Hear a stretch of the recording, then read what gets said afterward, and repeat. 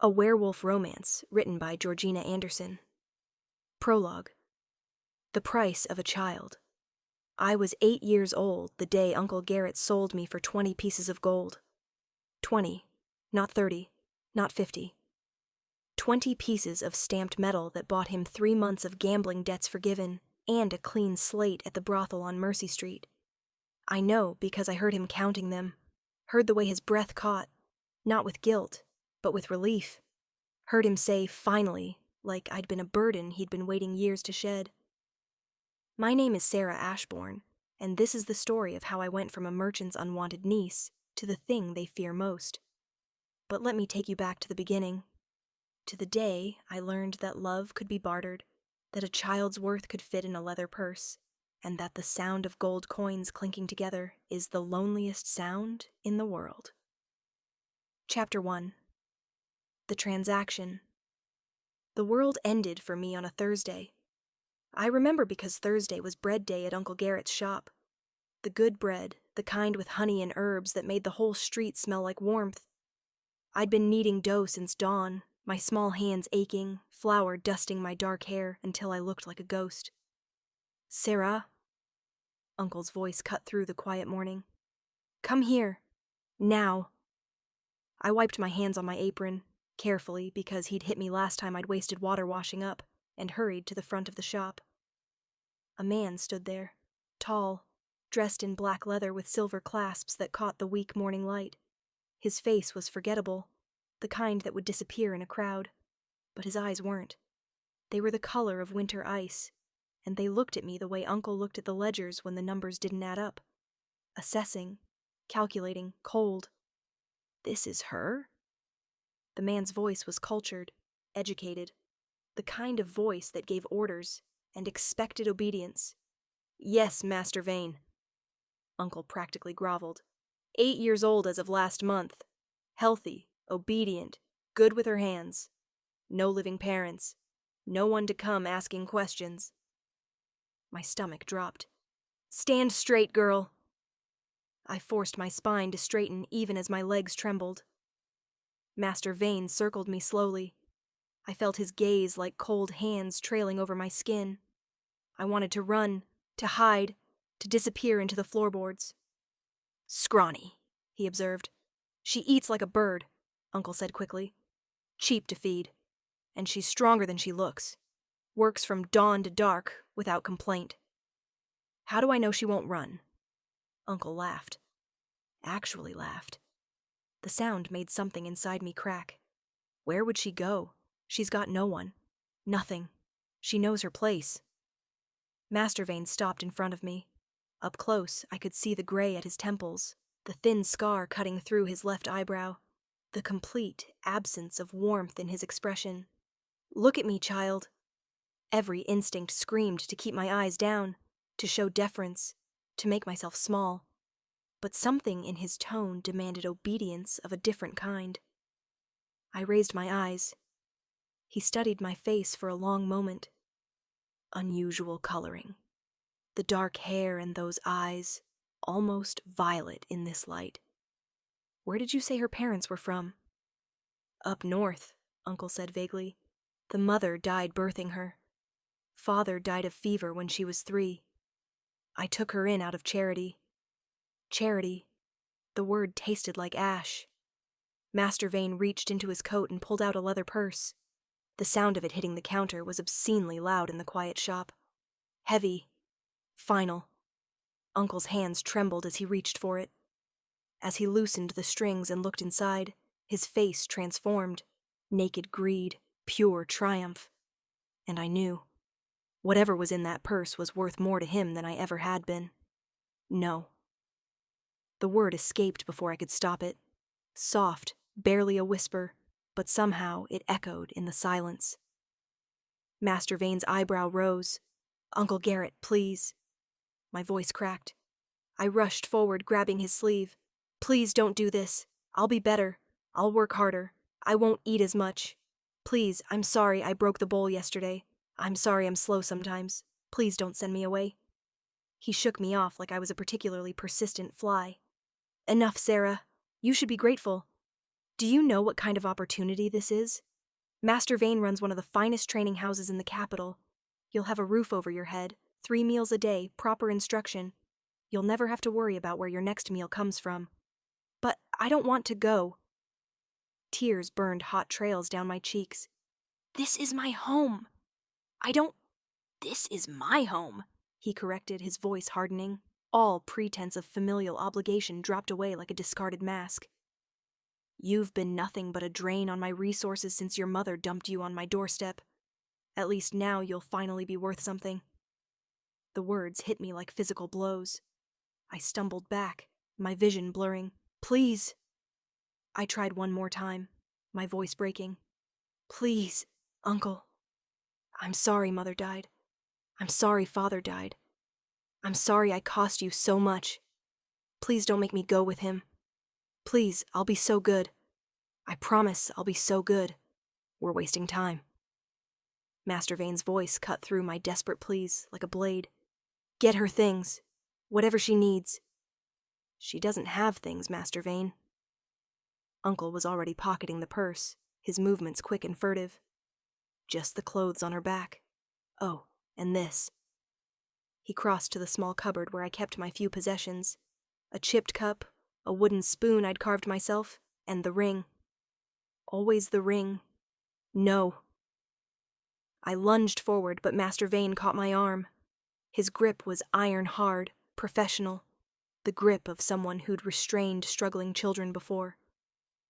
Uncle pulled out the ring, a simple band of dark metal with strange markings etched along its surface. My mother's ring, the only thing I had that proved she'd existed, that she'd loved me, that I'd once belonged to someone. It's worthless, Uncle said, turning it over in his fingers. Some cheap metal, probably brass, but she's attached to it. Screams bloody murder if anyone tries to take it. Probably best if she has something to keep her quiet. Give it to the girl. Master Vane's tone suggested this was the first and last kindness I could expect from him. Uncle tossed it to me. I caught it with my free hand, clutching it so tightly the edges bit into my palm. The metal was warm. It was always warm, no matter how cold the room, and for a moment I felt something. A flutter, like a heartbeat that wasn't mine. Time to go. Master Vane began pulling me toward the door. That's when it truly hit me. This wasn't temporary. This wasn't a punishment that would end when I'd learned my lesson. This was permanent. This was goodbye to the only life I'd ever known. Uncle Garrett. I dug my heels in, my free hand shooting out to grab the doorframe, my fingers wrapped around the rough wood, splinters biting into my skin. Uncle Garrett, please. I'm sorry. Whatever I did wrong, I'm sorry. Please don't make me go. For just a second, one single heartbreaking second, something flickered in his eyes. Guilt, maybe. Regret. The ghost of the man who'd held me when I was small, who'd taught me how to knead bread, who'd once been my mother's brother. Then it was gone, shuttered behind cold practicality. Be good, Sarah, he said. Then he turned away, walking back to his counter, to his gold, to his life that no longer included me. Master Vane pried my fingers from the doorframe one by one, methodical, emotionless. His hand closed around my arm, not to guide, not to comfort, but to claim ownership of something newly purchased. As he pulled me out into the street, I didn't cry. I was past crying. I just watched as Uncle Garrett's shop grew smaller and smaller until finally it disappeared around a corner. I was 8 years old, and I had been sold for 20 pieces of gold, and I had no idea that those 20 pieces had bought far more than a child. They'd bought a war. Chapter 2. Irongate. The journey to Irongate Academy took 4 days. 4 days during which Master Vane spoke to me exactly twice. Once to tell me to hurry up, once to tell me to be quiet. 4 days during which I clutched my mother's ring so tightly it left an imprint in my palm, a small circle of hope that grew fainter with each mile. 4 days to understand that childhood, as I'd known it, was over. Irongate Academy rose from the gray landscape like a fortress. And it was a fortress, I would learn. All dark stone and iron gates, towers that pierced the clouds, windows like narrow eyes watching our approach. It was built into the side of a mountain, imposing and impenetrable, beautiful the way a sword is beautiful right before it cuts you. A woman met us at the main gates. She was perhaps 40, with steel-gray hair pulled back in a severe bun, and a face that looked like it had forgotten how to smile decades ago. She wore black and gray, the Academy colors, and carried herself with military precision. "Master Vane?" She nodded curtly. "This is the new acquisition? Sarah Ashbourne, 8 years old, no family, merchant class origin." The woman, Mistress Cale, I would learn, looked me up and down with professional assessment. No warmth, no cruelty, just cold evaluation. "She's small for her age. She'll grow. The bloodline testing? We'll conduct it tomorrow. For now, she goes to the dormitories with the other first years." Mistress Cale's pale eyes fixed on me. "Listen carefully, girl, because I will not repeat myself. You are now a student of Irongate Academy. You will rise at dawn. You will attend all scheduled classes. You will obey all instructors. You will not leave the grounds without permission. You will not communicate with the outside world. You will not cause trouble. Do you understand?" I nodded, mute with fear and exhaustion. "Do you understand?" she repeated, her voice sharp as glass. "Yes, mistress," I managed to whisper. "Better. Your designation will be determined by tomorrow's testing. Until then, you're unranked." She gestured to a younger woman in gray robes who'd been standing silent in the shadows. "Attendant Mira will show you to the dormitories. Dismissed." Master Vane walked away without a word, disappearing through a different entrance. The entrance for faculty, I realized dimly, not for property. Attendant Mira was perhaps 20, with kind eyes that seemed out of place in this harsh institution. She didn't speak as she led me through a maze of corridors, all rough stone, dimly lit by oil lamps that cast dancing shadows on the walls. We passed training yards where older students practiced combat forms, classrooms where I glimpsed blackboards covered in symbols I didn't recognize, a library with books stacked floor to ceiling, an infirmary that smelled of herbs and something sharper, more medicinal. Finally, we reached a long, narrow dormitory lined with beds, perhaps 30 in total, most already occupied by sleeping or quietly talking children. The room smelled of soap and fear. "That one's yours." Mira pointed to a bed in the corner, the thin mattress topped with folded gray linens. "Meals are served in the dining hall at dawn, midday, and dusk. Classes begin tomorrow after your testing. Don't be late." Her voice softened slightly. "It's not as bad as it seems. Irongate is harsh, but it's fair. Work hard, follow the rules, and you'll be fine." Then she left, and I was alone among strangers. I sat on the bed slowly, my whole body trembling. The ring was still in my hand. I hadn't let go of it since leaving the shop, and I brought it up to my face, pressing the warm metal against my cheek the way I used to press my face into Mother's neck when I was small enough to remember her touch. "I miss you," I whispered to the empty air. "Mama, I miss you so much. Please tell me what to do. Please help me understand why Uncle sent me here. Please—" "Crying won't help."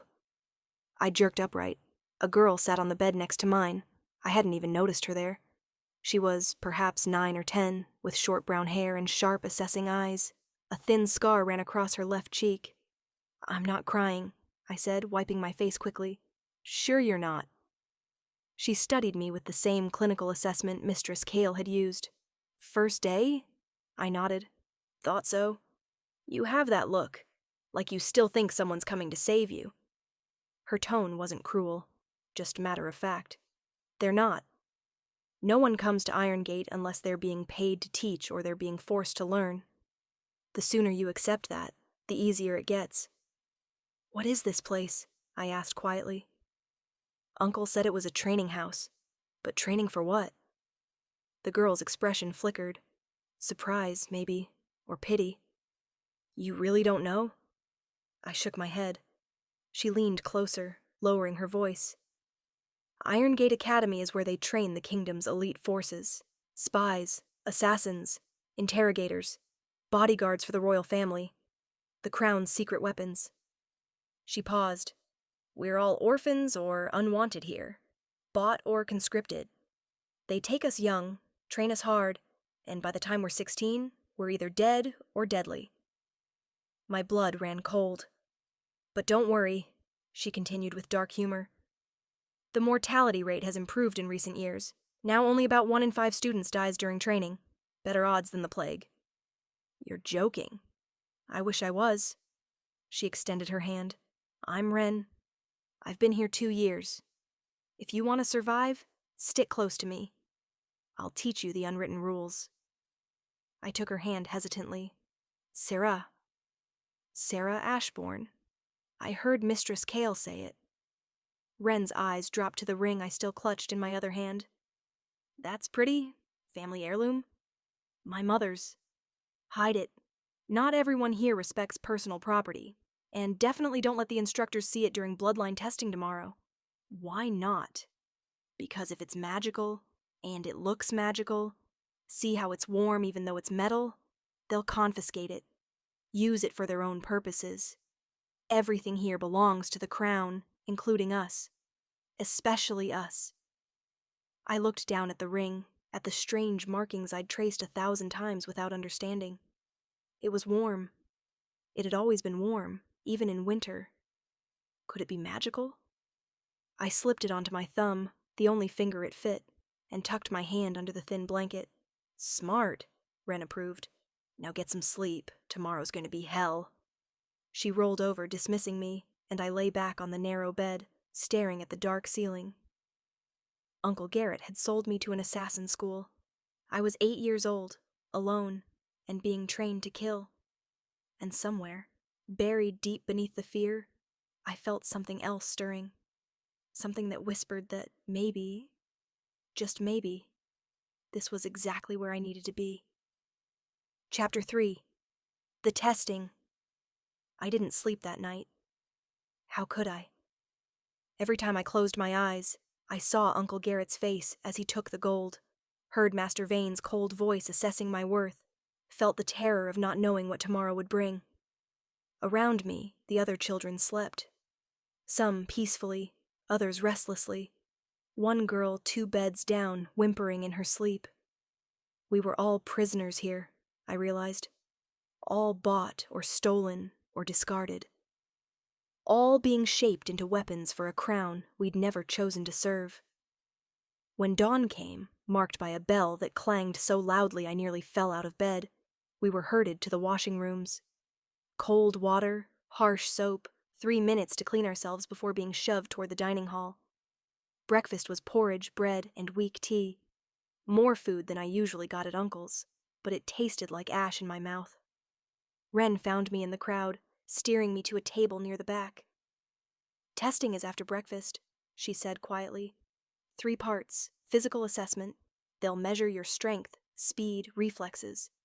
Mental assessment, puzzles, memory tests, problem solving, and bloodline assessment.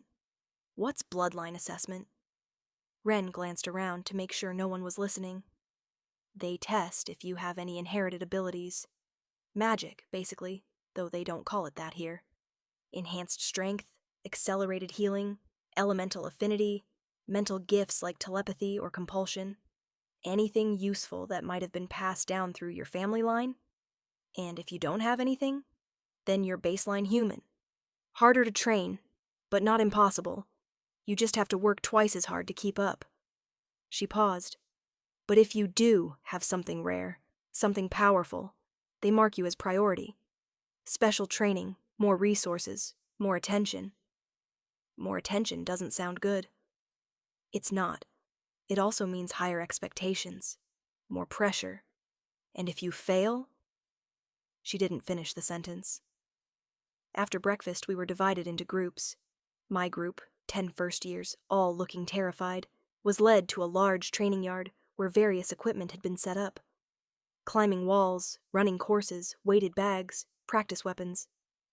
The instructor was a man who looked like he'd been carved from granite. huge, scarred, with dead eyes that had seen too much violence. "I am Commander Slate," he said, his voice like grinding stone. "For the next hour, I will break you down to see what you're made of. If you vomit, vomit to the side. If you collapse, stay down until I tell you to get up. If you die, try not to bleed on the equipment. Begin." It was hell.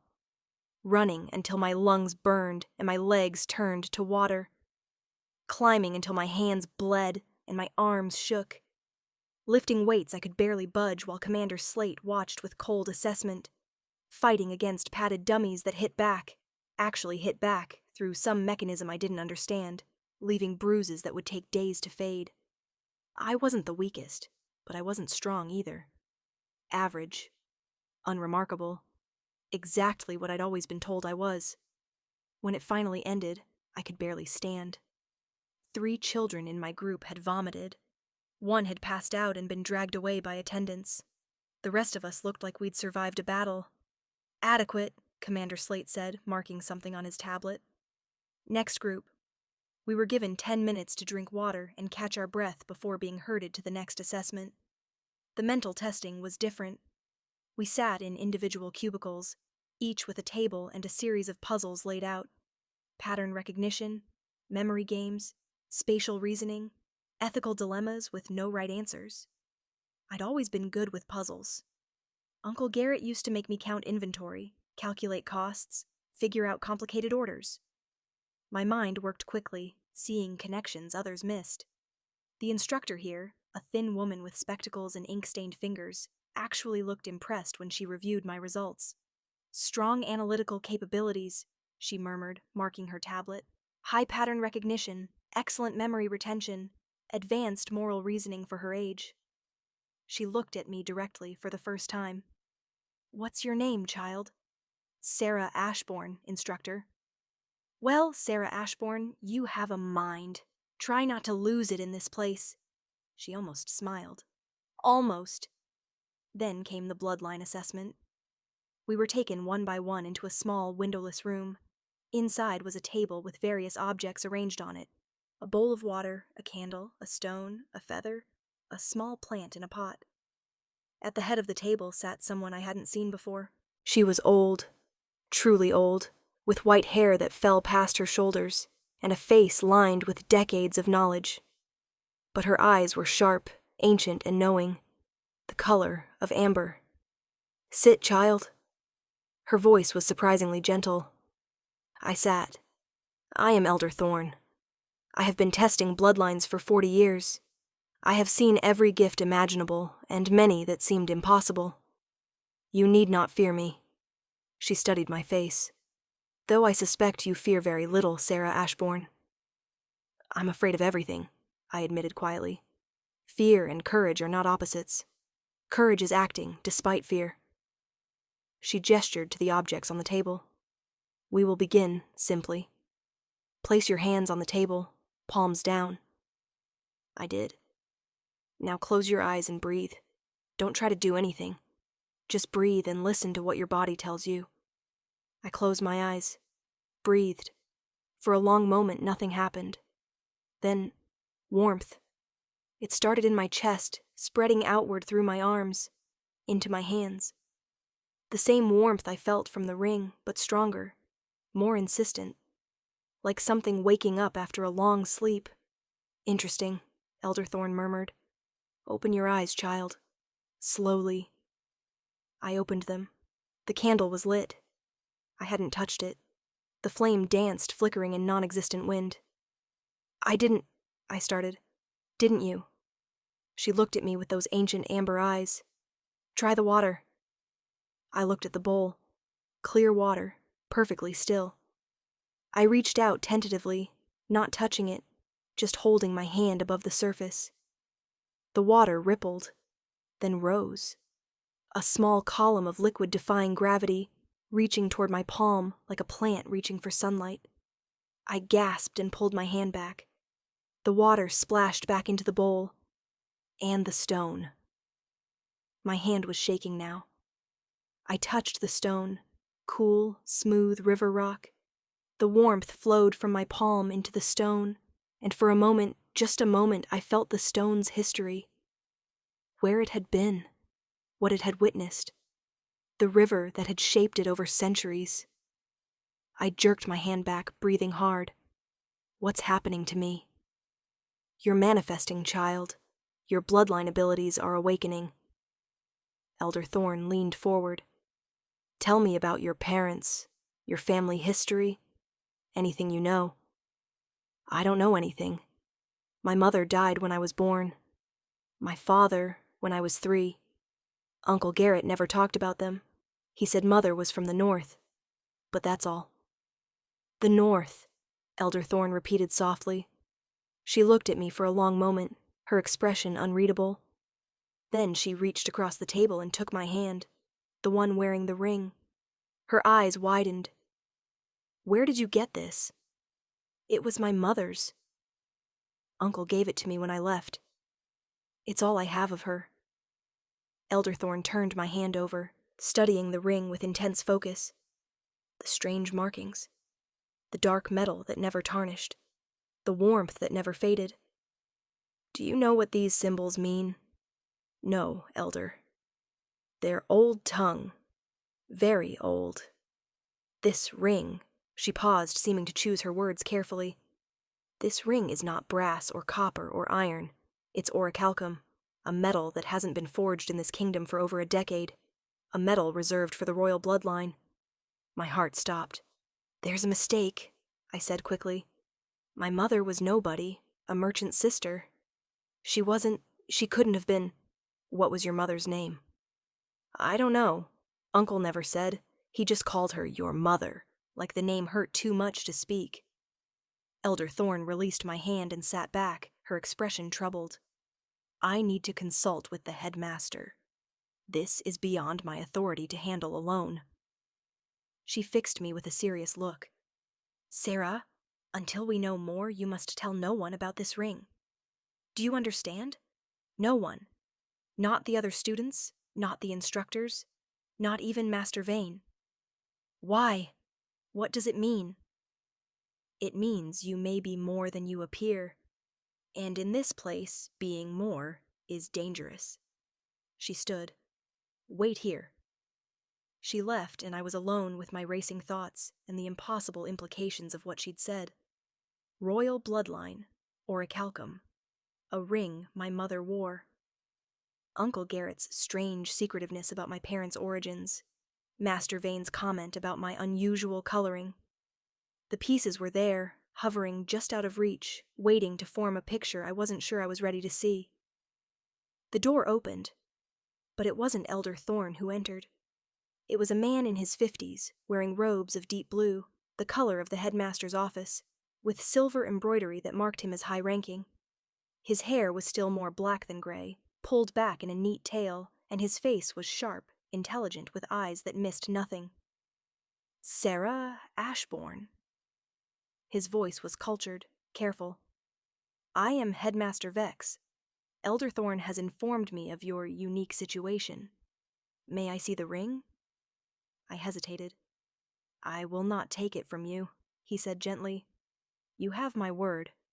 I merely wish to examine it. Slowly, I extended my hand. He bent close, studying the ring without touching it. His expression shifted through several emotions. Surprise, concern, what might have been fear, before settling into careful neutrality. How much do you know about the fall of the royal family? He asked quietly. Just what everyone knows. 10 years ago, there was a coup. King Aldrich and Queen Alara were killed. Their children were killed. The kingdom fell into chaos until the Council of Lords took control. That is the official story. Yes. Headmaster Vex sat down across from me. But there are always details that don't make the official story. Questions that linger. He was quiet for a moment, seeming to weigh his words. The royal family had 3 children. The eldest, Prince Marcus, was 18 when the coup happened. He died defending his parents. The second, Princess Lyra, was 16. She was found dead in her chambers. But the youngest, Princess Seraphine, was 8 years old. Small for her age. Dark-haired, with unusual violet blue eyes. and her body was never found. The room tilted. The official story is that she burned in the fire that consumed the royal wing. But there were those who believed she'd escaped, that someone loyal to the crown had smuggled her out during the chaos, hidden her somewhere safe until she was old enough to reclaim what was stolen. He looked at me directly. Princess Seraphine wore a ring of orichalcum. Never took it off, even when bathing. That ring was engraved with symbols in the old tongue, a protection charm placed by her mother, the queen, who had strong bloodline gifts. After the coup, that ring disappeared along with the princess's body. I couldn't breathe. "My mother's name," I whispered. "What was her name?" "We don't know. Records from that time are scarce. Many were destroyed in the coup. But there were rumors of a lady who fled north with an infant child. A lady who went into hiding, living as a common woman, never speaking of her past." "No," I shook my head. "No, that's impossible. I'm nobody. I'm a merchant's niece. I was sold for 20 pieces of gold. You don't sell princesses for 20 pieces of gold." "You do," Headmaster Vex said quietly, "if no one knows what they're selling." The implications crashed over me like a wave. If this was true, if I was truly Princess Seraphine, then everything changed. Uncle Garrett hadn't known. Master Vane hadn't known. They'd bought and sold the last surviving heir to the throne without realizing it.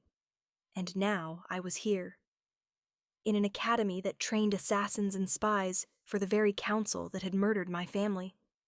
"What happens now?" I asked, my voice small and scared, and very, very young. Headmaster Vex leaned forward, his expression grave. "Now, Sarah Ashbourne, we keep you alive." Chapter 4. The Hidden Princess. "You're going to forget this conversation happened." Headmaster Vex's voice was calm, but there was steel beneath it.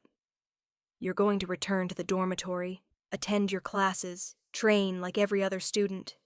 You will not speak of the ring, your parentage, or this meeting to anyone. Not the other students, not the instructors, not even Elder Thorne unless I am present. Do you understand?" "But if I'm actually..." I couldn't even say it. "If you are who we suspect, then you are in more danger than you can possibly comprehend."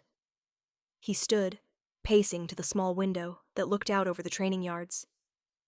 "The Council of Lords holds power because everyone believes the royal line ended 10 years ago. If word spreads that the last princess survived, hidden in plain sight, there will be those who want to use you, and there will be those who want to ensure you never reach your 18th birthday." My 18th birthday? The age at which a royal heir can claim the throne and challenge the council's authority. He turned back to me. "You have 10 years, Sarah. 10 years to learn everything you need to know to survive, to become strong enough that when the truth inevitably comes out, and it will come out, you'll be ready." "Ready for what?" "To fight, to lead, to take back what was stolen." His expression softened slightly. "Or to disappear completely, if that's what you choose. Either way, the choice should be yours, not theirs." I looked down at the ring, at my mother's ring, Queen Alara's ring, and felt the weight of history pressing down on me. "Why are you helping me?" I asked quietly. "You run an academy for the council. You train their assassins.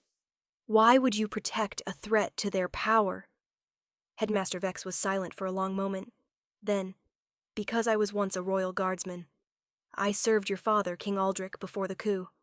I was away on assignment when it happened, and I've lived with that failure every day since."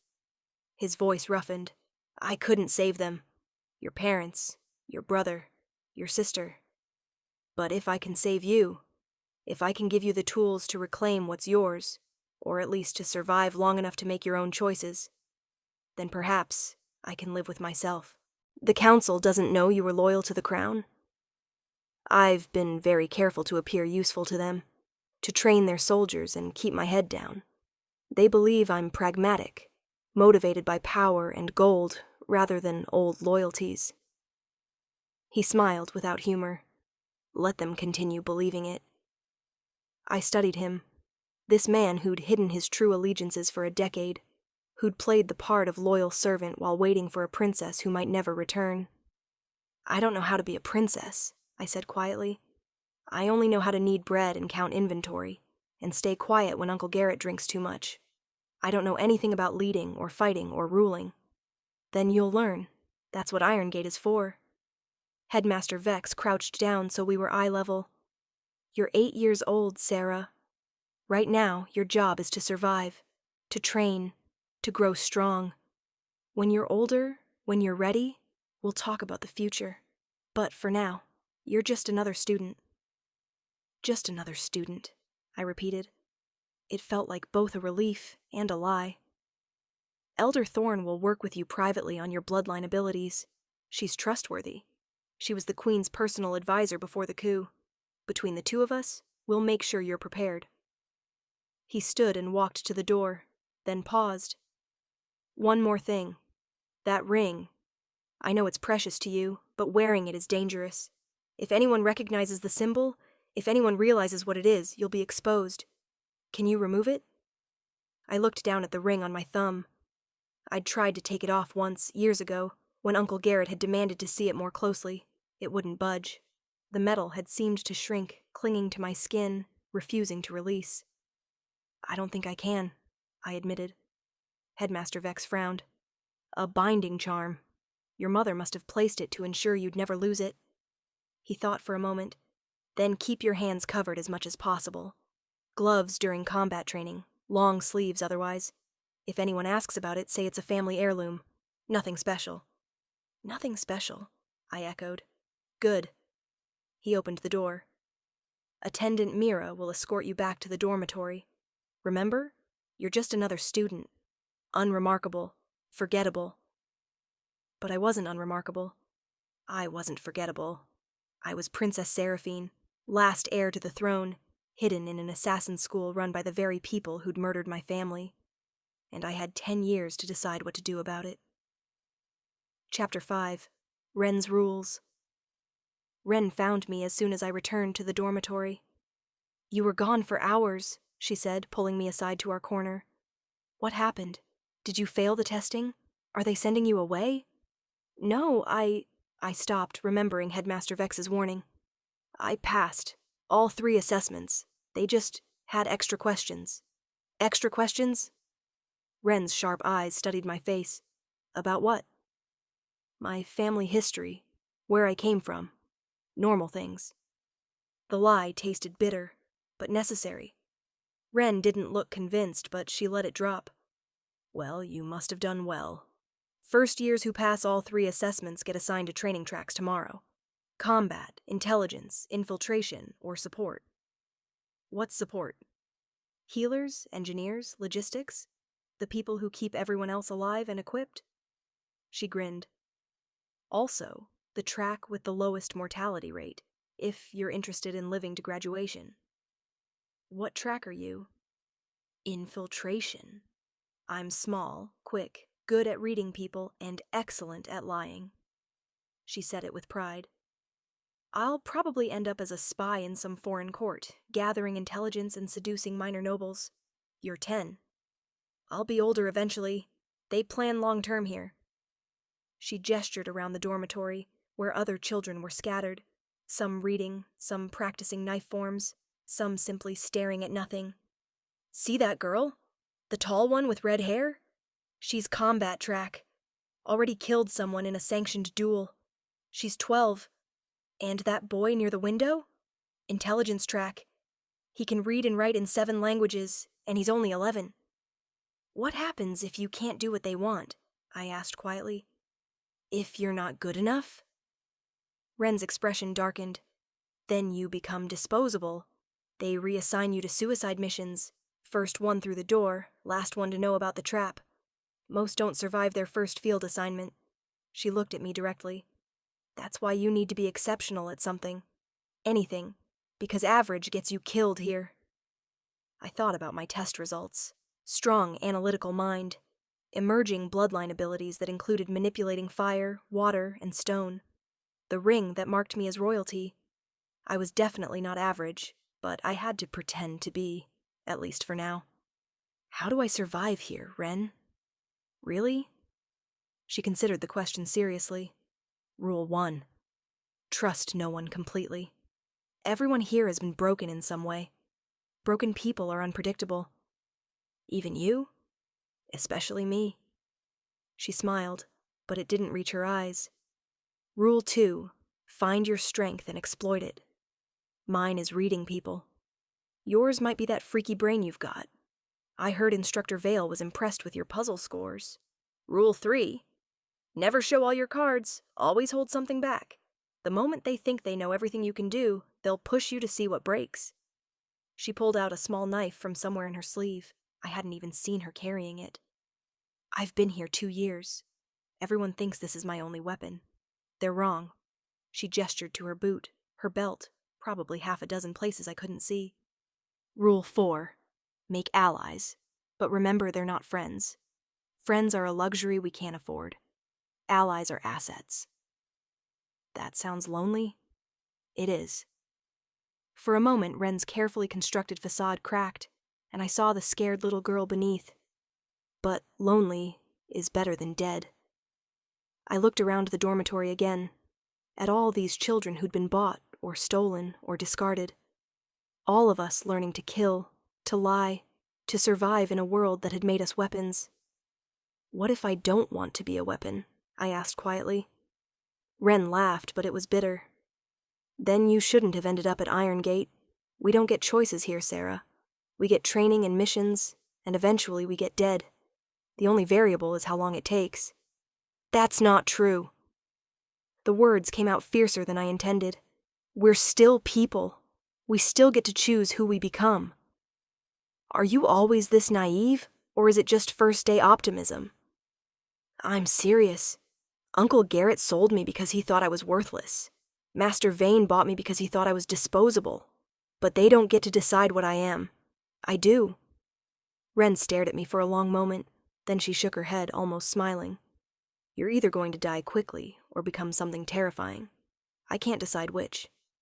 Neither, I said. I'm going to survive, and I'm going to remember that I'm human. Good luck with that. But something in Ren's expression had shifted. Respect, maybe. Or the beginning of something that might become actual friendship, despite her rules. The bell rang. Dinner time.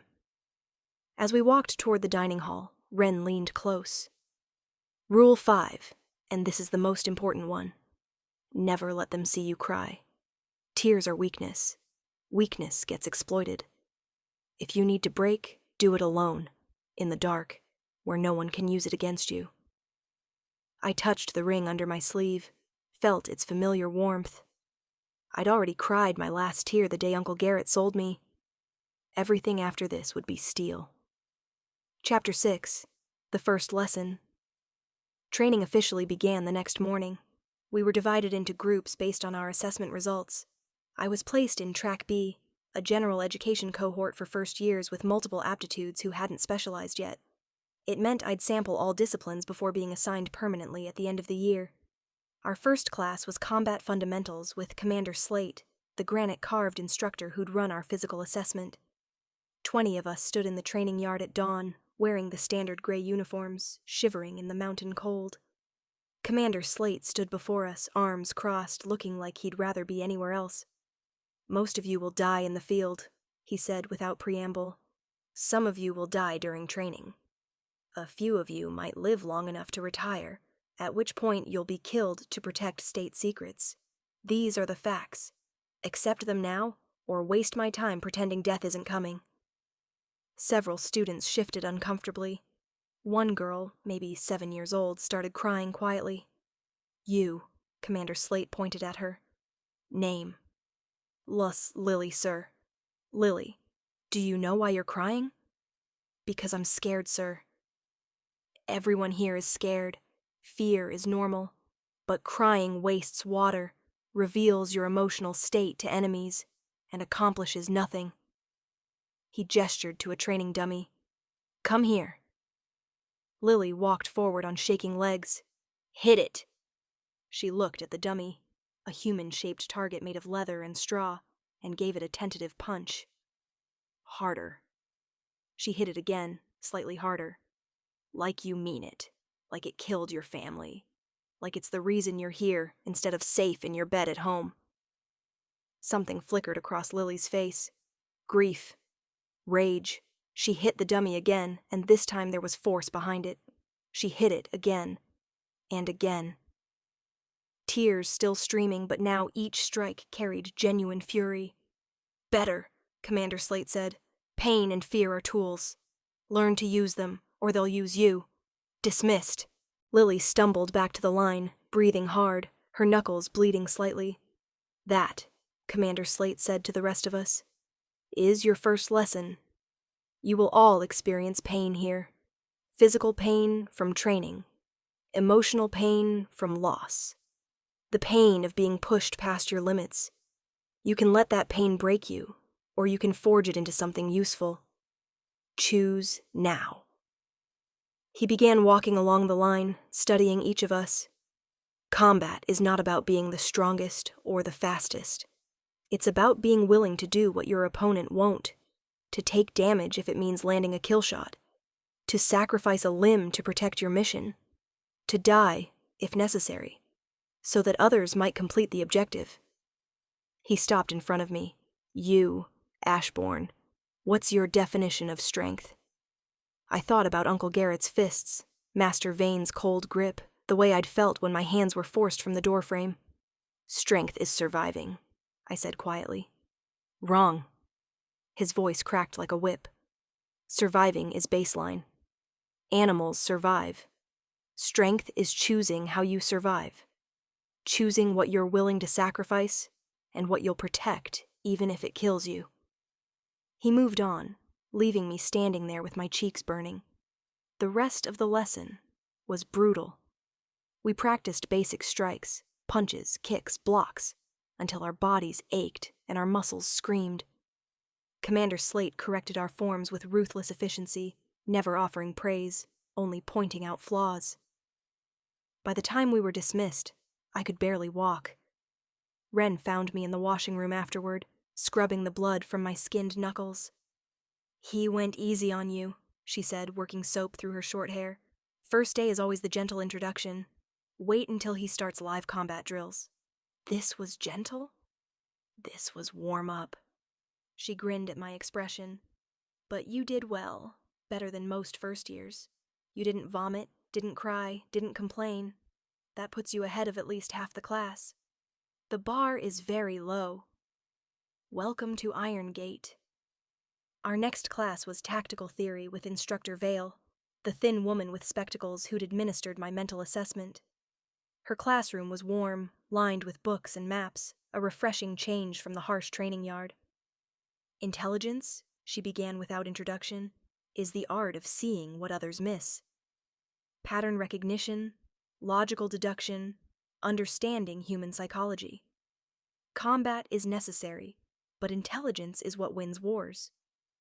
She spent the next 2 hours teaching us basic observation techniques, how to scan a room and catalog everything useful, how to read body language, how to spot lies, how to remember details under pressure. I found myself enjoying it. This was familiar territory. Uncle Garrett used to make me memorize orders, track inventory, without writing anything down, notice when customers were trying to cheat us.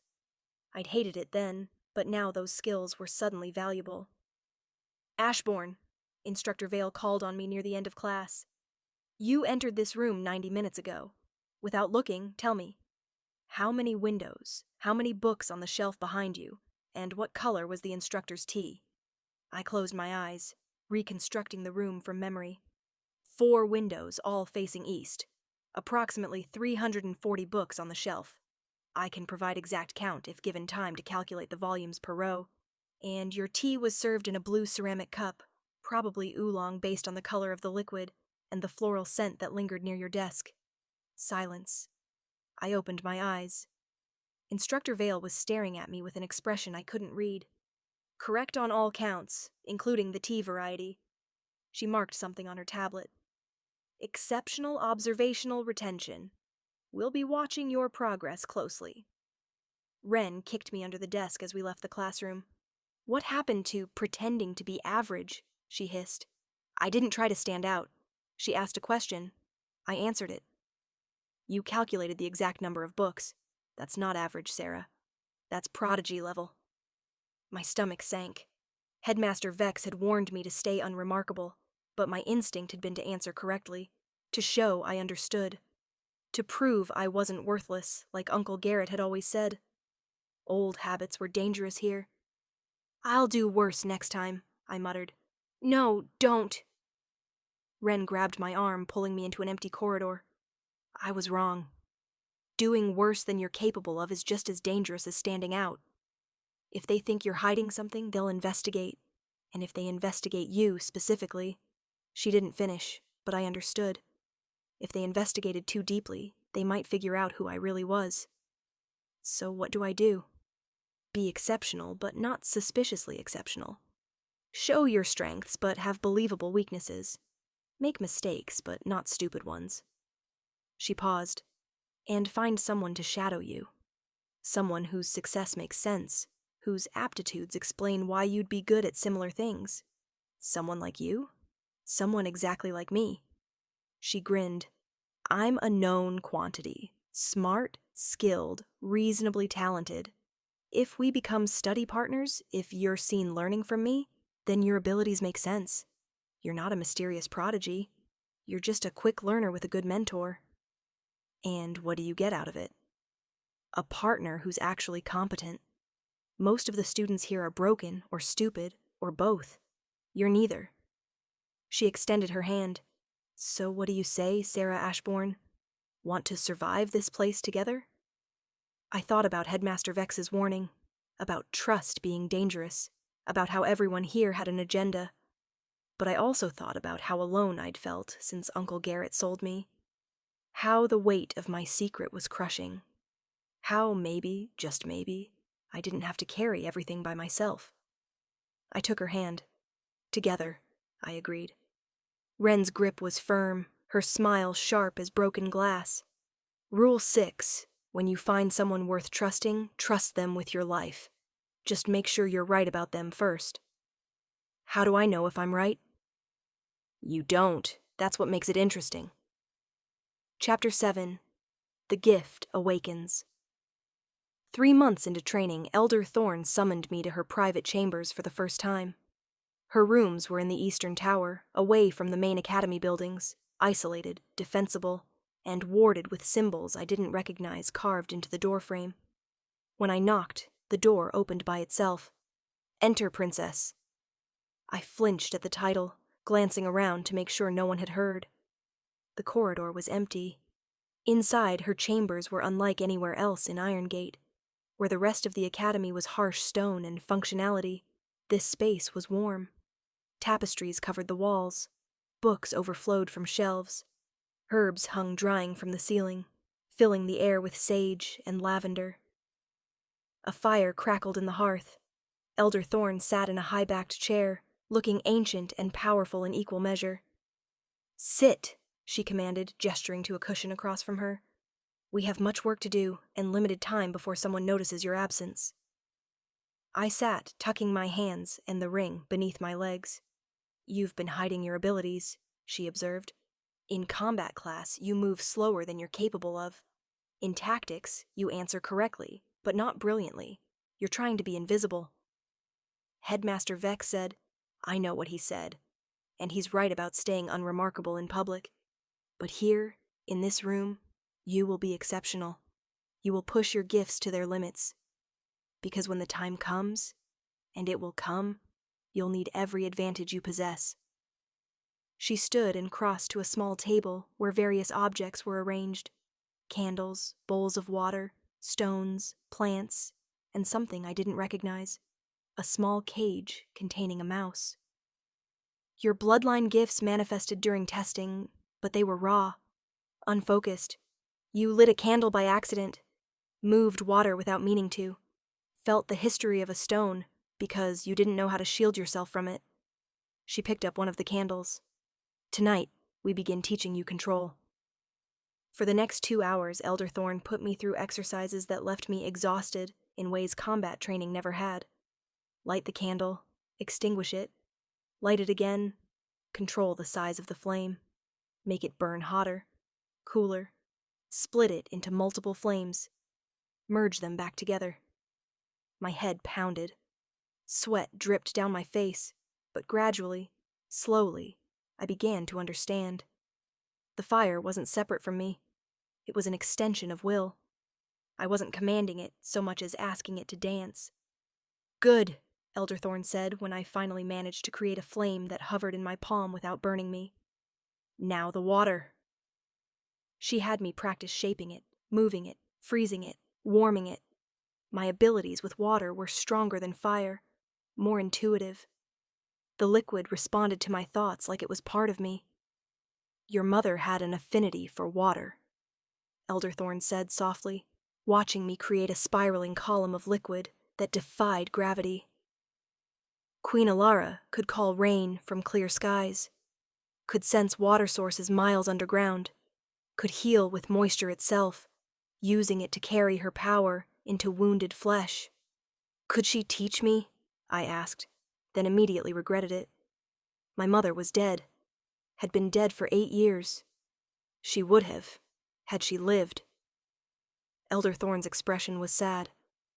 Ilara was the strongest water weaver the kingdom had seen in generations.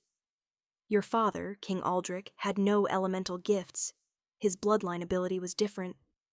Strategic precognition. He could see probable outcomes of decisions, game out scenarios in his mind with remarkable accuracy. It made him a brilliant tactician. "What about my siblings? Marcus inherited your father's gift. He could predict enemy movements in battle, see 3 steps ahead in any conflict. It made him nearly unbeatable in combat." She paused. "Lyra had your mother's water affinity, but also something else, empathic sensitivity. She could feel what others felt, use that understanding to mediate conflicts, bring peace to disputes. And me? You have all of it," Elderthorn said quietly. "Fire, water, earth, and something more. Something I haven't seen fully manifest yet. Your bloodline is concentrated, generations of gifts distilled into one person. It's extraordinary and terrifying." Why terrifying? Because power that great always attracts attention. The Council fears strong bloodline abilities. It's why they murdered your family.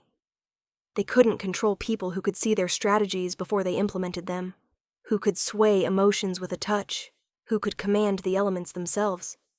She fixed me with her amber eyes. "You, child, are everything they fear, and they don't even know you exist yet." I looked down at my hands, at the ring that marked me as royalty, and felt the weight of it all pressing down.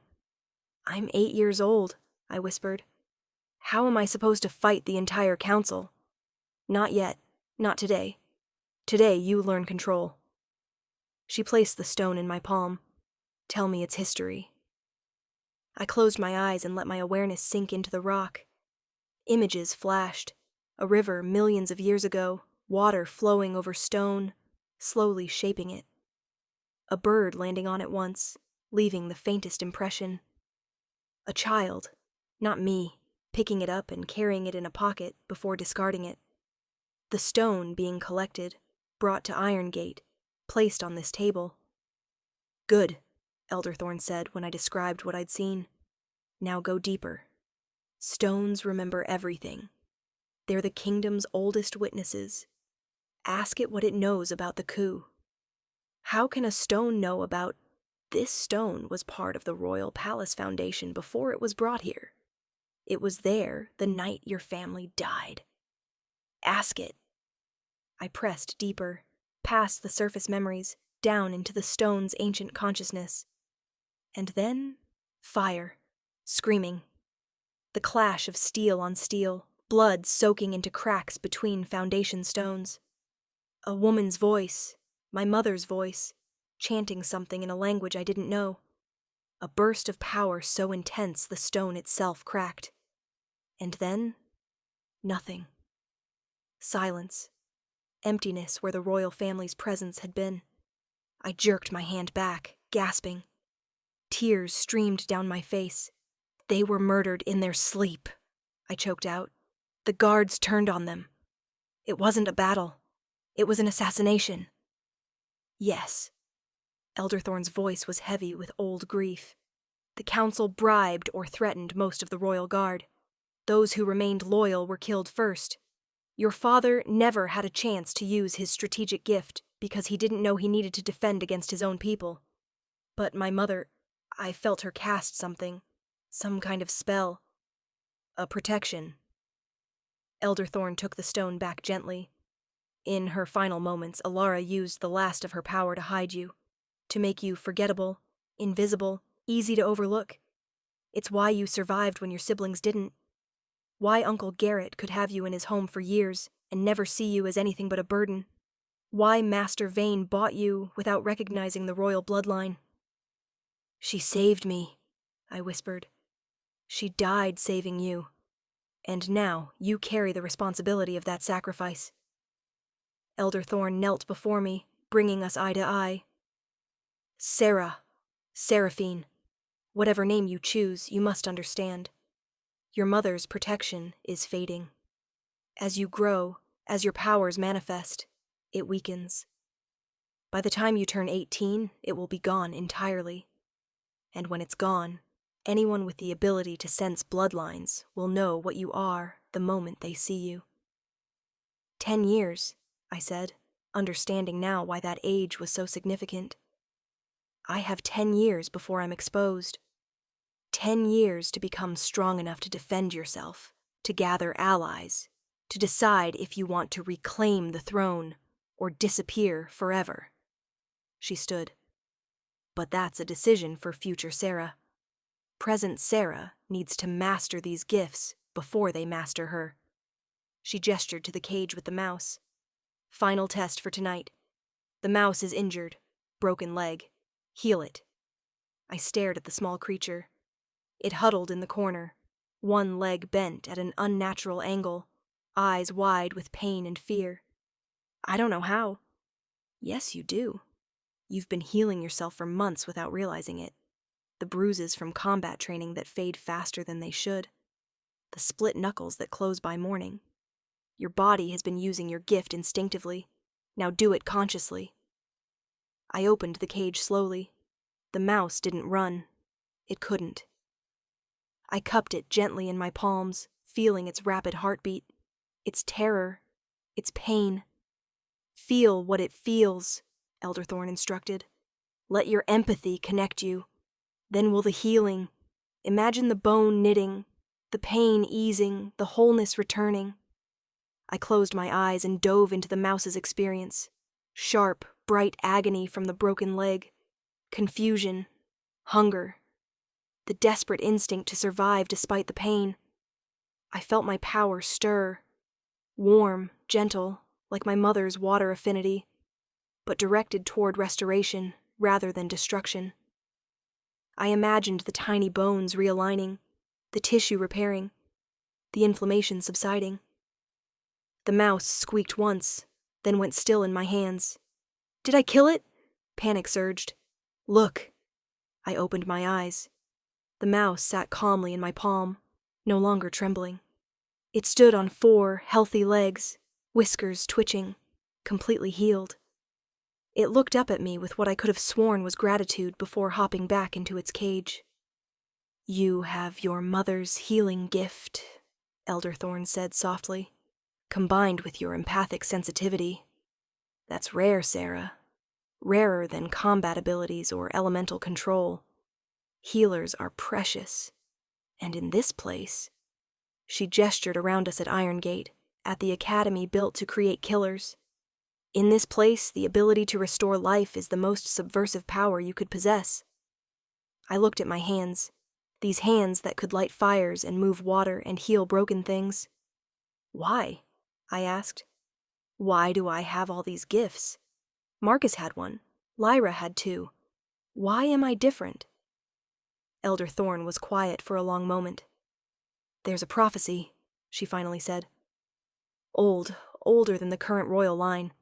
It speaks of a child born when the kingdom is darkest, who will carry the power of all elements, who will heal what is broken and burn away what is corrupt. Your grandmother, Queen Seraphine the Elder, you were named for her, believed it referred to someone in her bloodline, but she died before seeing it fulfilled. You think it's me. I think you're either the fulfillment of an ancient prophecy or an impossible coincidence. Either way, you're here. You're alive, and you have power. She placed a hand on my shoulder. What you do with it, that's up to you. I left her chambers an hour later, exhausted and overwhelmed, my mind spinning with everything I'd learned. Wren was waiting in the corridor, leaning against the wall with studied casualness. "Where have you been?" she asked. "You missed evening meal." "Extra tutoring," I said. Instructor Vale wanted to review my tactical assessment. "At night? In the East Tower?" Wren's sharp eyes studied me. "That's where Elder Thorn lives." "She's helping me with meditation techniques, for focus." The lie came easily.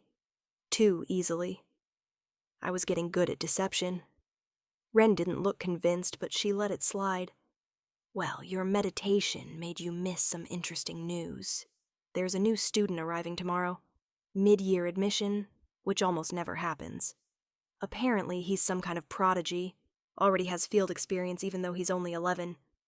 Who is he? No idea. But Mistress Kale was talking about assigning him to Track A, the advanced cohort, which means he's either genuinely exceptional or someone important wants him here." We walked back to the dormitory together.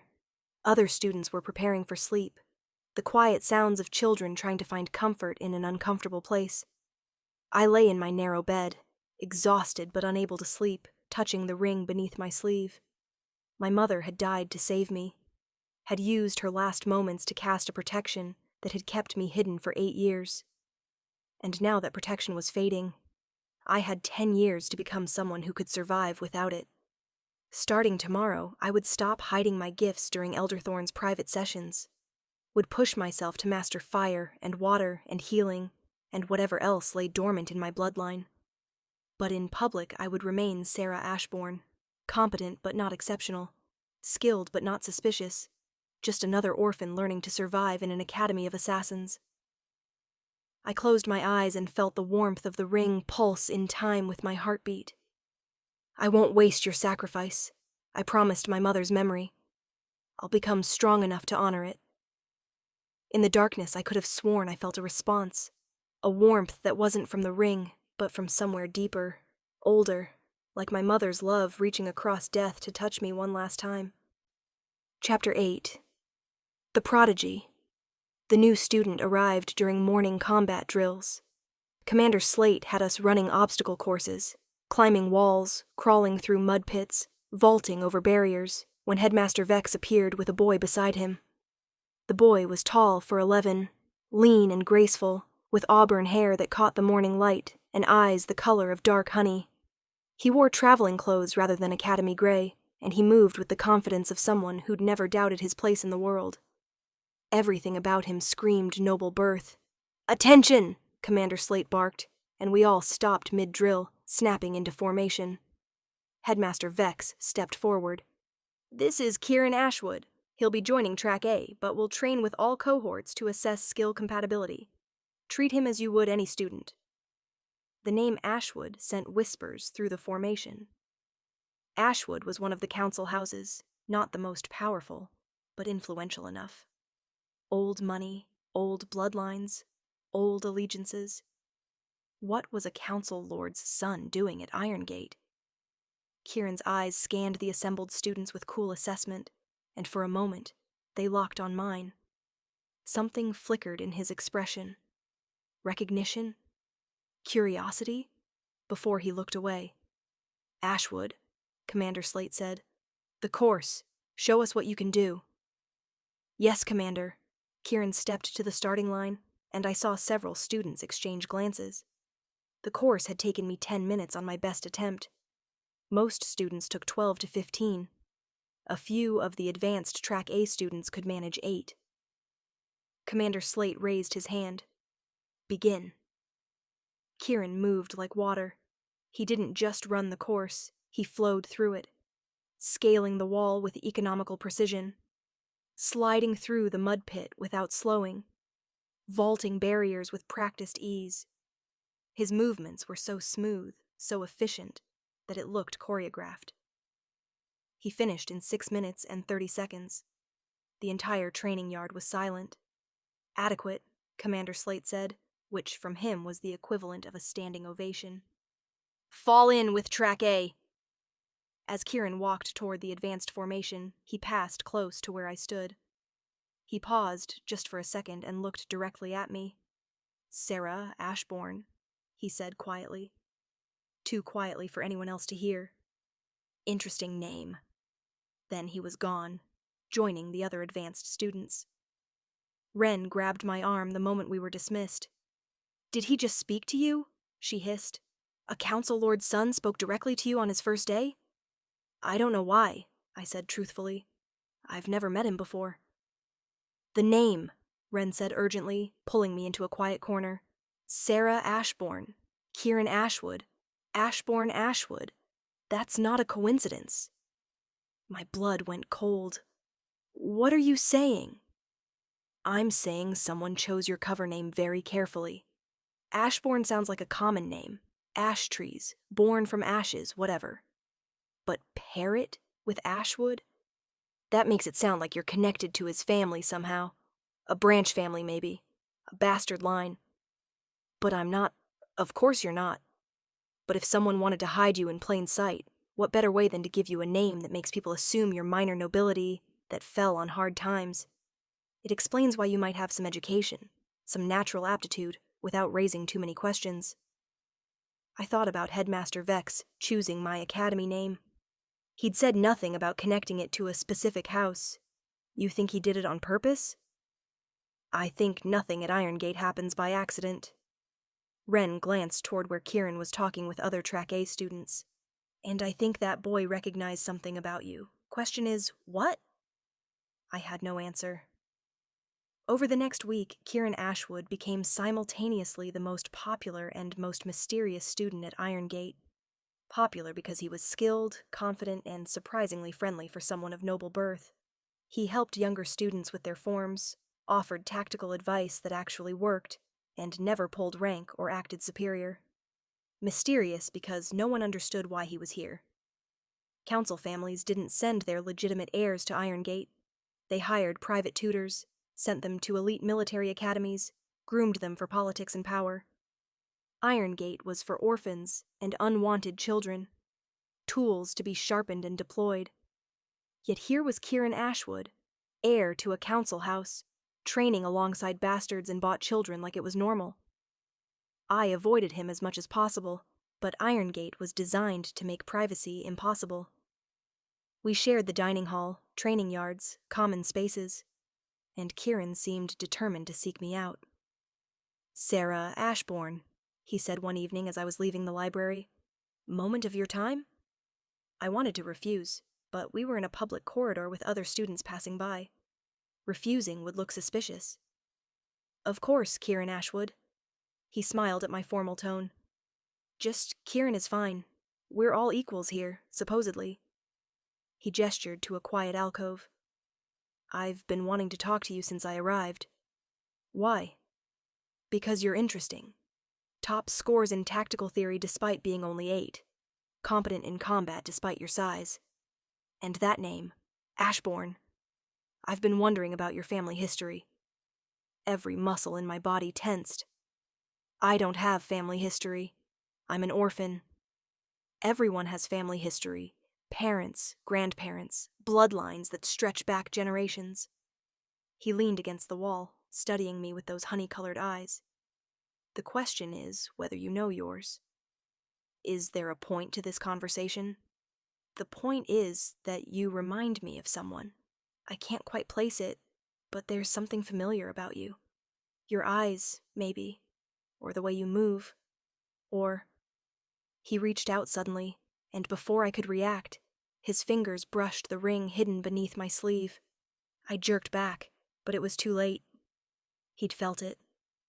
Interesting, he murmured. That's orichalcum under there, isn't it? Very old, very precious. not something an orphan merchant's daughter should possess. "It was my mother's," I said, keeping my voice steady through sheer force of will.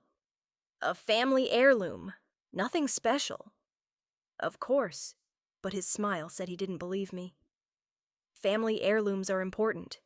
They connect us to who we were before we became who we are now." He pushed off the wall.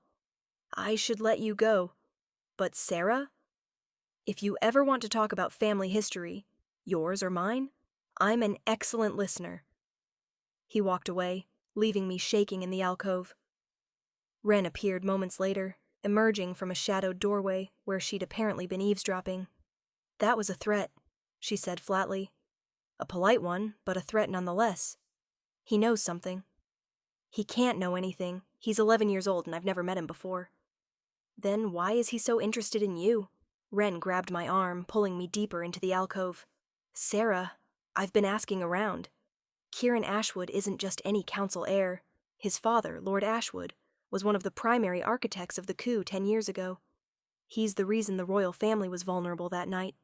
He betrayed them." The world tilted. And now his son is here, asking about my family history, noticing my mother's ring. I felt sick. "Wren, if he figures out who I am, then we make sure he doesn't." Wren's expression was fierce. "I'll watch him, track his movements, see who he talks to, find out if he's reporting to anyone outside Irongate. Meanwhile, you need to be more careful. No more private sessions with Elder Thorne where people can see you coming and going. No more using your gifts even in practice. Nothing that makes you stand out. Elder Thorne is teaching me control. I need those sessions." "Then have them somewhere else, somewhere Kieran can't track you to." She squeezed my hand. "I'm serious, Sarah. If Lord Ashwood finds out the princess survived, if he realizes you're here." She didn't finish, but she didn't need to. Lord Ashwood had helped murder my family once. He wouldn't hesitate to finish the job. Chapter 9. The Alliance. That night, I met with Headmaster Vex in his private office for the first time since our initial conversation. His rooms were spare, a desk, bookshelves, a simple bed in the corner. Maps covered one wall, marked with pins and notations I couldn't decipher from the doorway. "Sit," he said without preamble. "We need to discuss Kieran Ashwood. You knew he'd recognize something about me." "I suspected he might. The Ashwood bloodline has a gift for sensing deception. Not true mind reading, but an intuition for when things don't add up. If Kieran inherited it, he would feel that something about you doesn't match your cover story. Then why let him come here? Why risk it?" "Because I didn't let him come. His father insisted." Headmaster Vex sat heavily.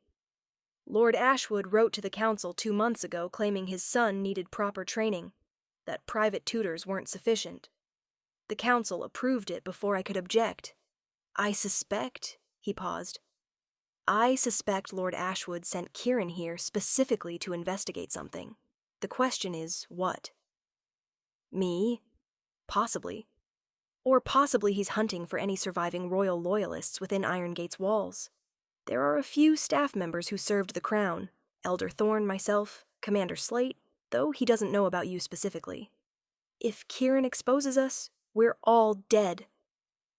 I thought about Commander Slate. Brutal, harsh, seemingly loyal to no one but his own standards. Slate was loyal to the crown. Captain Slate was your brother Marcus's combat instructor. He trained the prince from age 6 until the coup. He survived that night only because he'd been stationed on the northern border. Headmaster Vex's expression was grim. When he returned and found the royal family slaughtered, he went into the capital city alone and killed 15 of the conspirators before being captured. They were going to execute him, but I convinced the council he'd be more useful training their assassins. He's been here ever since, waiting. Waiting for what? For the bloodline to resurface. For a reason to fight again. Headmaster Vex looked at me directly. "He doesn't know you're here. I haven't told him because the more people who know, the greater the risk. But if Kieran starts asking the wrong questions, we may need to bring Slate into the circle." "You trust him?" "With my life. With yours." He stood, walking to the window that overlooked the training yards. But trust is a luxury we can barely afford, which brings me to your immediate problem. What to do about Kieran Ashwood? Wren said she'd watch him. Wren is smart, but she's also 10 years old. Kieran is trained, experienced, and has resources we don't understand yet. Headmaster Vex turned back to me. I think you should do the opposite of what Wren suggested. Don't avoid him.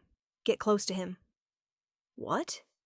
He's already interested in you, already suspicious. If you avoid him, that suspicion intensifies. But if you engage with him, befriend him, you can control what information he receives. Feed him truths that support your cover story. Misdirect his attention toward explanations that don't involve royal bloodlines.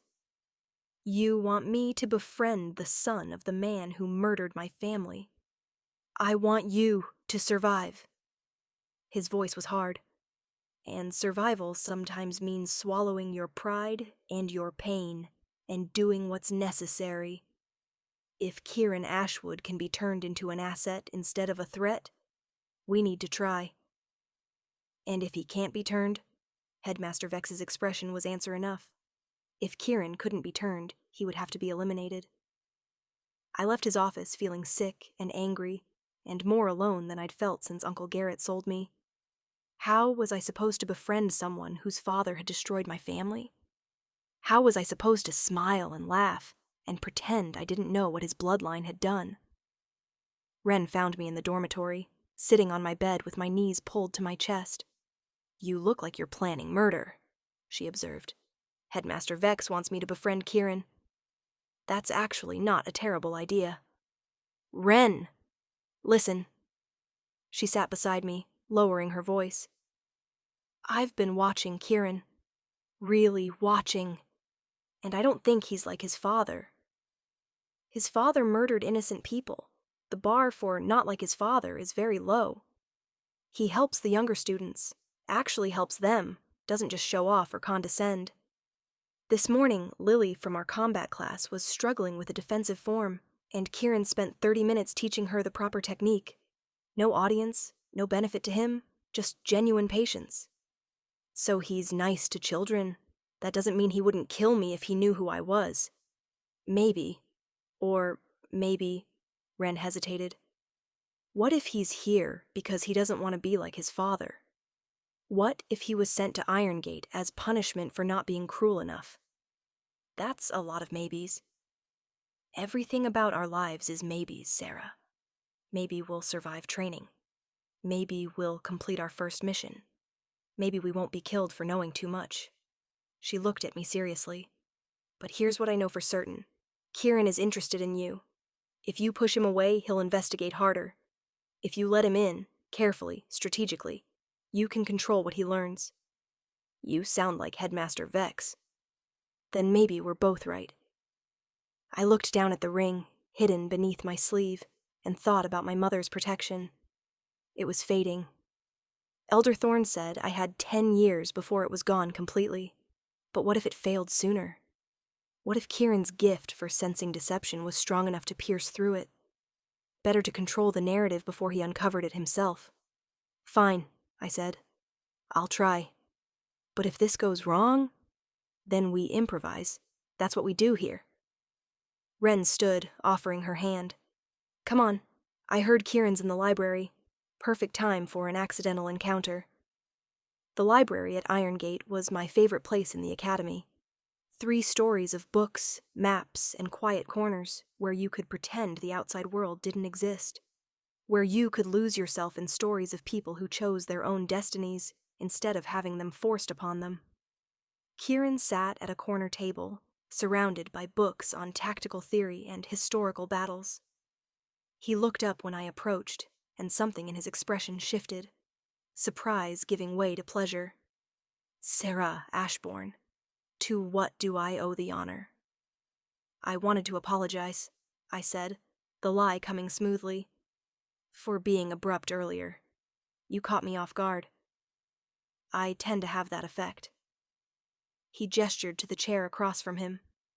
Join me? I sat, acutely aware of Wren watching from behind a nearby bookshelf, pretending to browse. What are you reading? I asked. The Battle of Thornmere Pass, trying to understand how a force of 500 defeated an army of 5,000. He turned the book so I could see the diagrams. The conventional explanation is terrain advantage and superior tactics, but I think there's more to it. Despite myself, I leaned forward, studying the maps. The defending force had water weavers, I said, spotting the notations. They flooded the pass at exactly the right moment, turning the ground to mud. The larger army couldn't maneuver. Exactly. Kieran's eyes lit up. Bloodline abilities changed the entire equation. One water weaver was worth 1,000 soldiers in that particular circumstance. Which is why the Council fears bloodline abilities, I said quietly. They can't control what they can't predict. Is that what you think the coup was about? Fear of bloodline abilities? I met his eyes. What do you think it was about? I think it was about power. The same thing every coup is about. He closed the book. The royal family was beloved by the common people, but not universally loved by the nobility. Some houses felt left out of decision-making. Others resented the crown's focus on protecting the weak instead of empowering the strong. Eventually, that resentment festered into something darker. And your father? The question escaped before I could stop it. Was he one of the resentful ones? Kieran's expression shuddered. My father is complicated. That's not an answer. No, it's not. He was quiet for a moment. But here's what I'll tell you. I'm not my father. Whatever he did, whatever he believed, I'm here to become someone different. Someone better. Is that why you came to Irongate? To escape his shadow? Partially. Also because...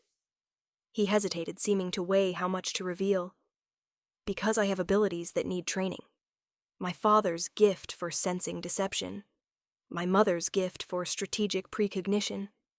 They manifest differently in me, but they're there. And I'd rather learn to control them somewhere away from his influence. Strategic precognition. The same gift my father had possessed. Your mother was royal? I asked carefully. Distant branch. Very distant. Enough for the bloodline gifts to carry through, but not enough for any claim to power. He studied me. What about you? Any family gifts? This was the moment. I could lie completely, or I could offer a partial truth. I'm not sure, I said slowly. Sometimes I feel things, emotions from other people, pain from injuries that aren't mine. I've been learning to block it out, but it's difficult. Empathic sensitivity, that's rare.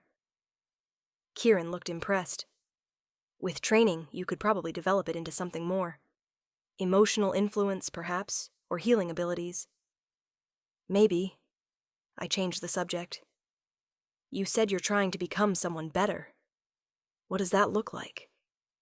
He was quiet for a long moment, his fingers tracing the spine of the book. Someone who uses power to protect instead of dominate. Someone who sees people as people, not tools. Someone who... He looked up, and there was something vulnerable in his expression.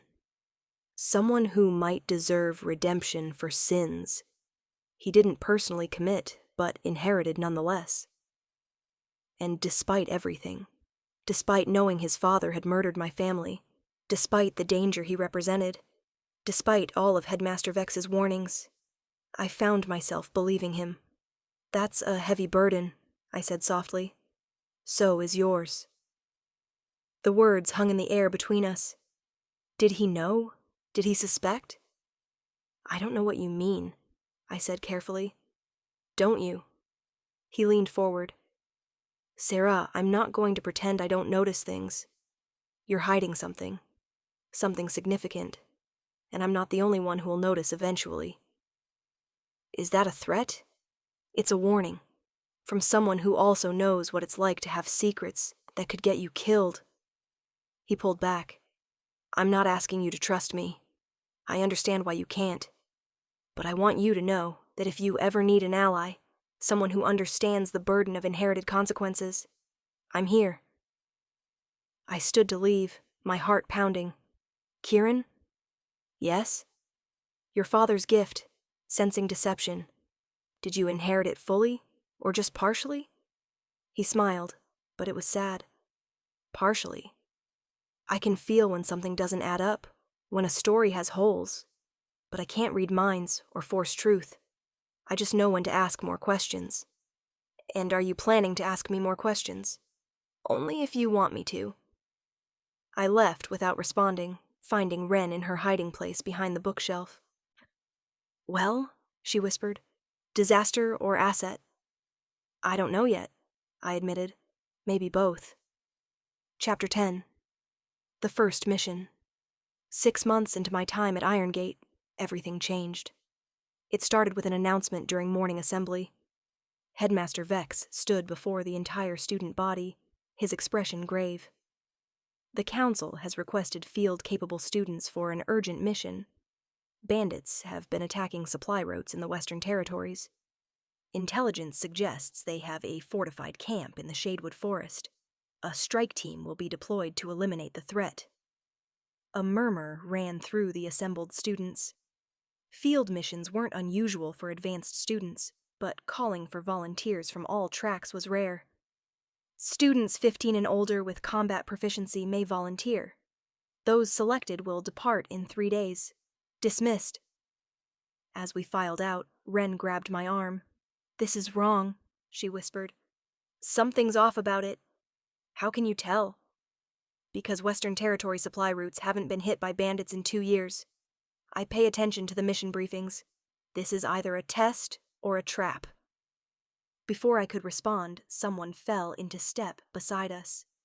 Kieran. Over the past months, he'd become a constant presence. Not quite a friend, but something more complex.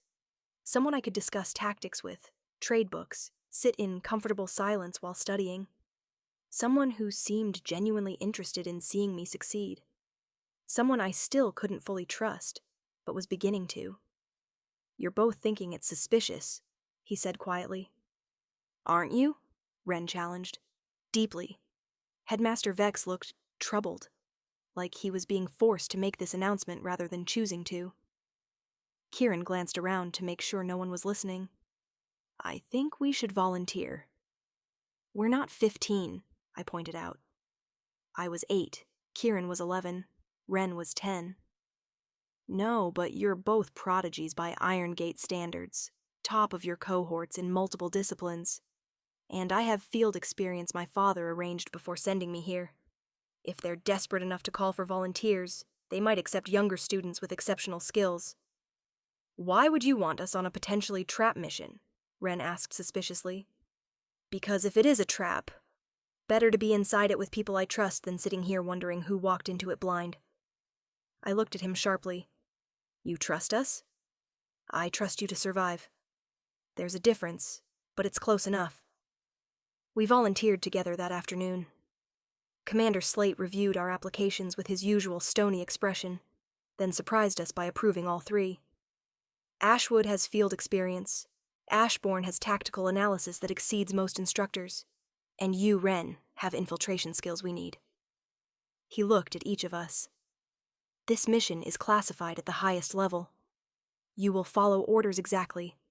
You will not question command decisions. You will protect the mission objective above your own lives. Understood? Yes, Commander, we chorused. Good. Report to the armory tomorrow at dawn for equipment assignment. Dismissed. As we left his office, I felt Wren trembling slightly. First field mission, she muttered. 80% mortality rate for first-timers. Where did you get that statistic? Kieran asked. I made it up, but it feels accurate. Despite the tension, I almost smiled. That night, Elder Thorne summoned me to her chambers. You volunteered for the Western Territories mission, she said without preamble. Yes, Elder. Do you know what you're walking into? A trap, most likely. Worse than a trap. She sat heavily, suddenly looking every one of her 80-plus years. Sarah, I've served at Irongate for 4 decades. I know how the Council operates. This mission, calling for volunteers, deploying them to a region that hasn't seen bandit activity in years, this is a purge. My blood went cold. A purge of what? Of students they consider too talented, too aware, too potentially threatening. Send them on a deadly mission. The ones who survive are either promoted to the inner circle or eliminated as witnesses. She gripped my hands. You shouldn't go. If I don't, it looks suspicious, like I knew something was wrong. Better suspicious than dead. I'll be careful. And I won't be alone. Kieran and Wren are coming too. Kieran Ashwood. Elderthorn's expression darkened. You've grown close to him. He's proven useful. He's Lord Ashwood's son. Blood calls to blood, Sarah. When the truth comes out, when he discovers who you really are, his loyalty will be tested, and I'm not confident which way it will fall. Then I'll make sure he never finds out. You can't hide forever. Your mother's protection weakens every day. Already I can sense your true bloodline when I look at you directly. In another year, maybe 2, anyone with even moderate sensitivity will feel it too. Then I have a year or 2 to become strong enough that it doesn't matter. Elder Thorne studied me with those ancient amber eyes. You've changed, she said softly. 6 months ago, you were a frightened child. Now you sound like a queen. Queens don't survive at Irongate. Weapons do. Remember that you're more than a weapon. Weapons can be broken, discarded, turned against their makers. But a queen, a true queen, that's something they can never control. She released my hands. Be careful in the Shadewood, Sarah. And remember, if you're forced to choose between hiding your abilities and surviving, choose survival. Your life is worth more than your secret. The strike team departed 3 days later.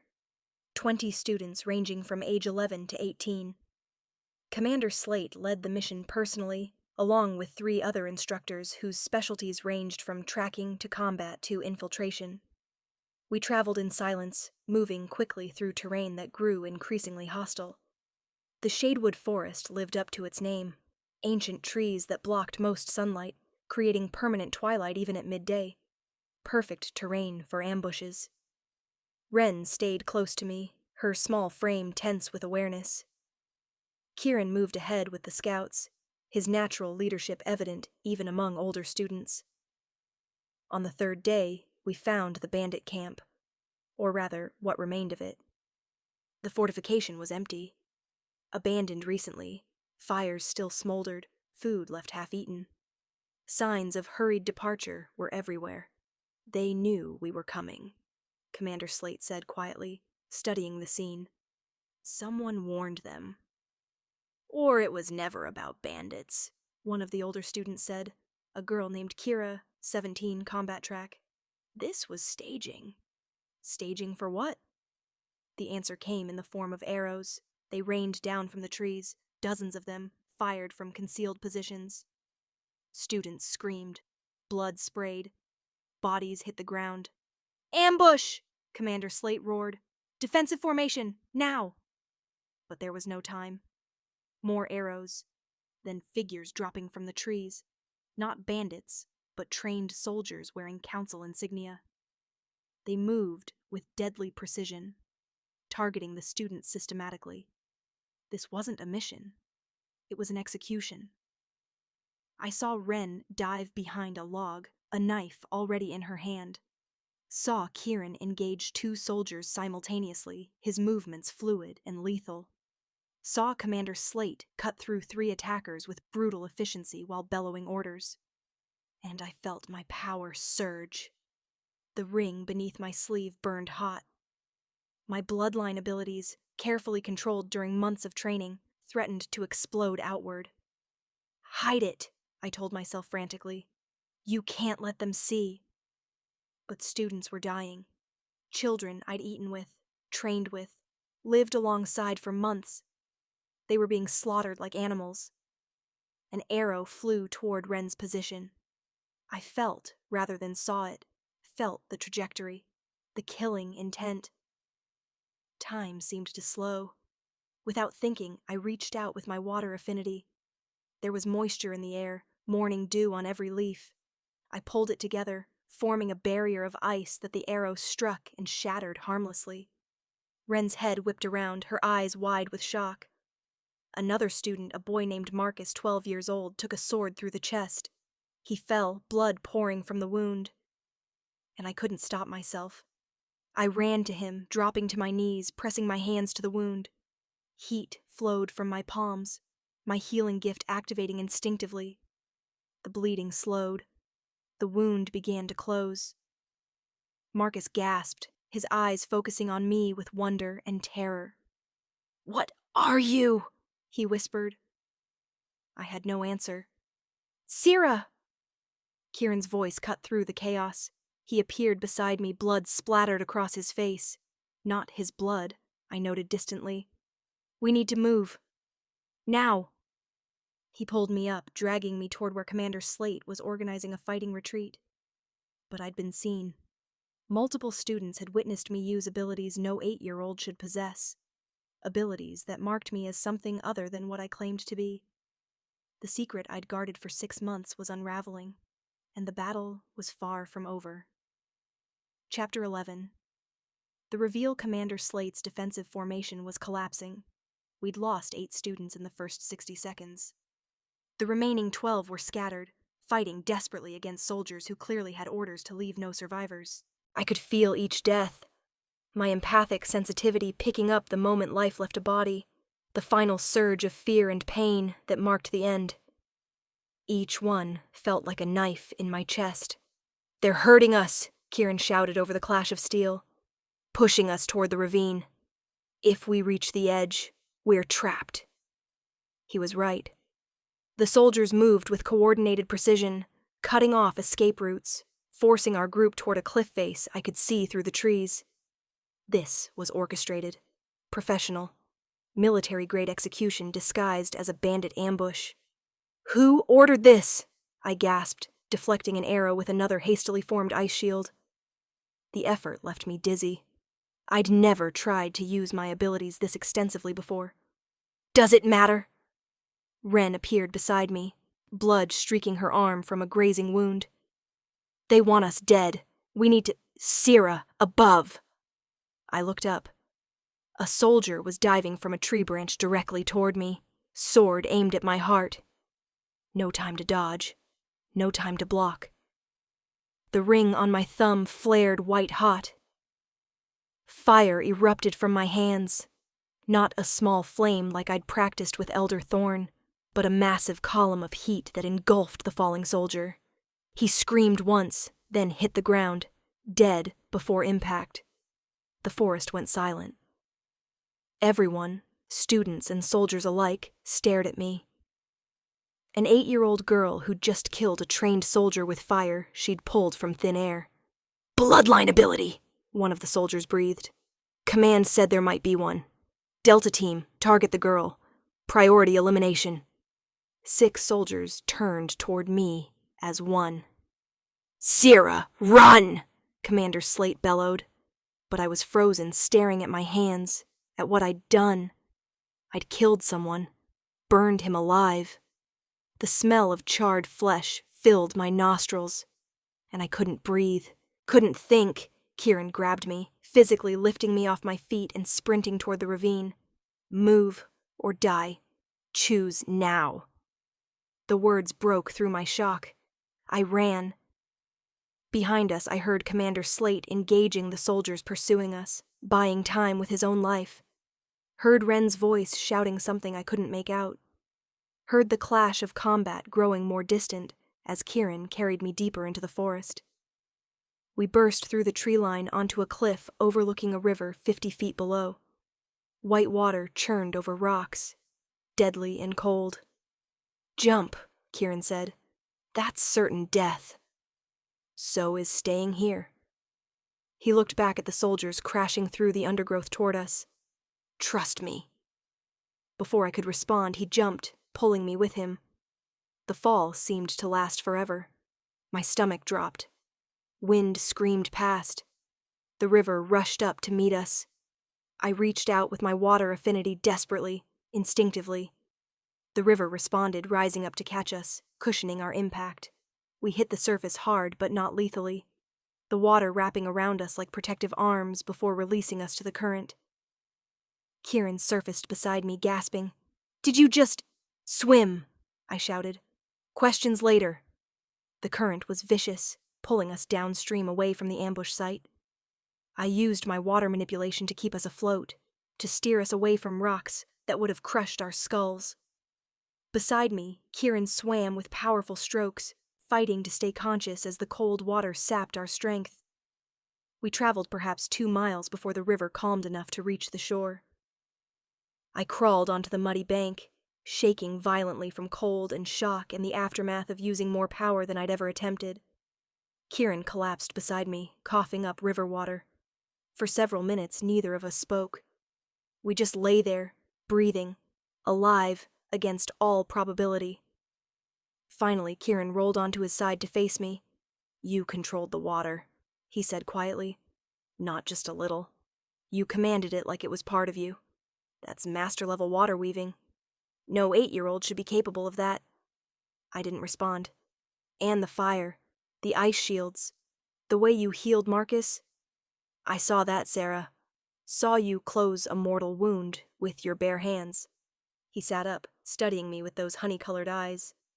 "You're not a merchant's daughter with minor empathic sensitivity. You're something much more." "Kieran? The ring." He reached for my hand before I could pull away, exposing the band that had remained stubbornly visible despite my attempts to hide it.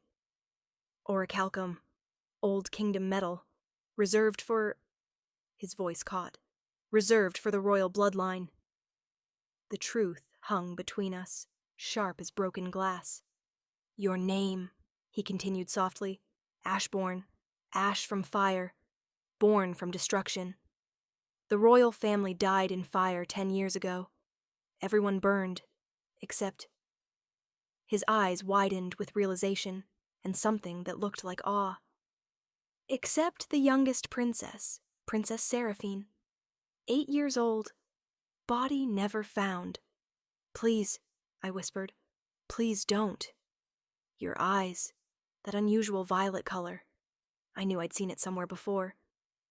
There's a portrait in my father's study, a royal family portrait from before the coup. The little princess had those exact eyes." Tears streamed down my face, mixing with river water. "Your father murdered my family." "I know," his voice cracked. Seraphine, I know. And I'm so sorry.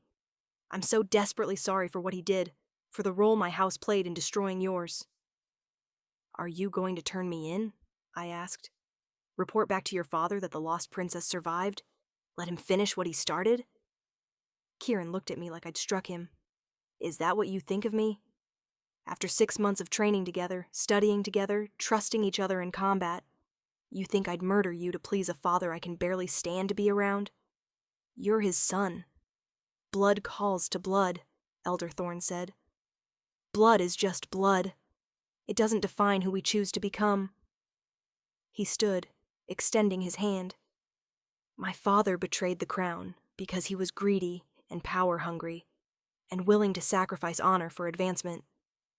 I came to Irongate specifically to escape becoming that, to learn how to be someone better. Convenient story. It's the truth." His hand remained extended. "Sarah, if I wanted you dead, I could have let you drown in the river. Could have accidentally failed to pull you from the ambush.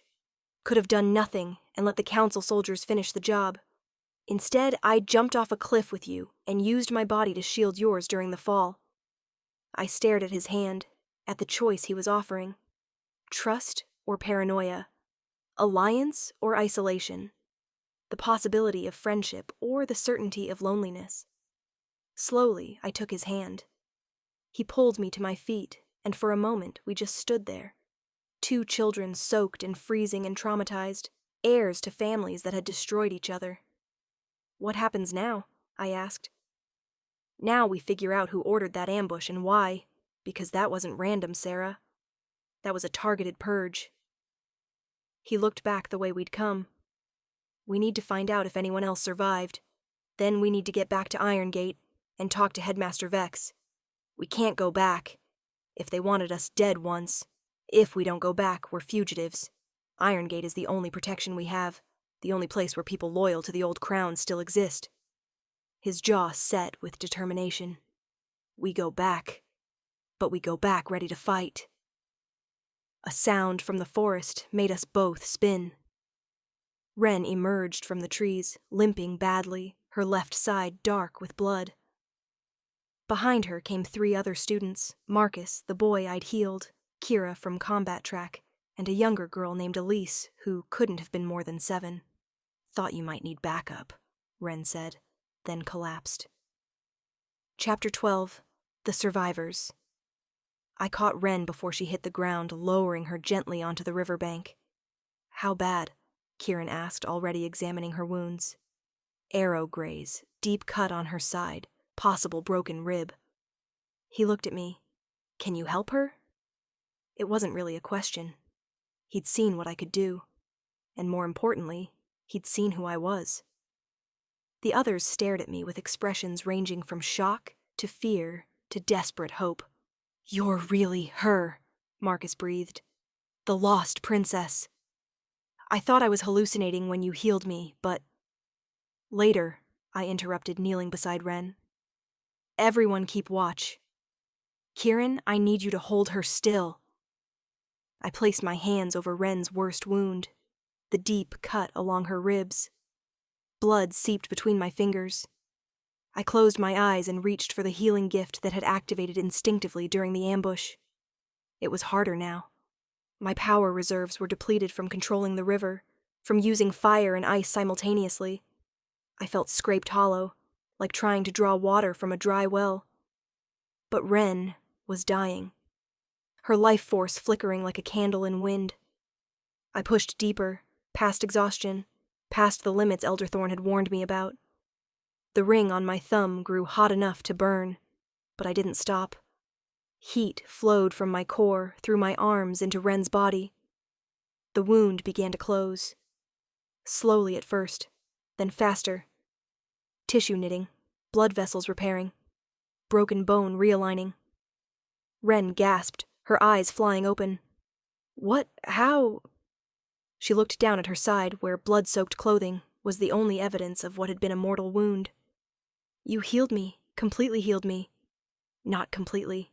You'll be weak for a few days, and you need to rest, but... She threw her arms around me, sobbing. You saved my life. Again. First the ice shield, now this. You saved my life, and I don't even know who you really are. I'm still me, I said, holding her tightly. I'm still Sarah. The rest is just... complicated. Complicated is one word for it, Kira said. She was 17, hardened by years at Irongate, with scars that told stories of survival. The lost princess has been hiding at Irongate for 6 months, training alongside us like a regular student. And now the council just tried to kill us all.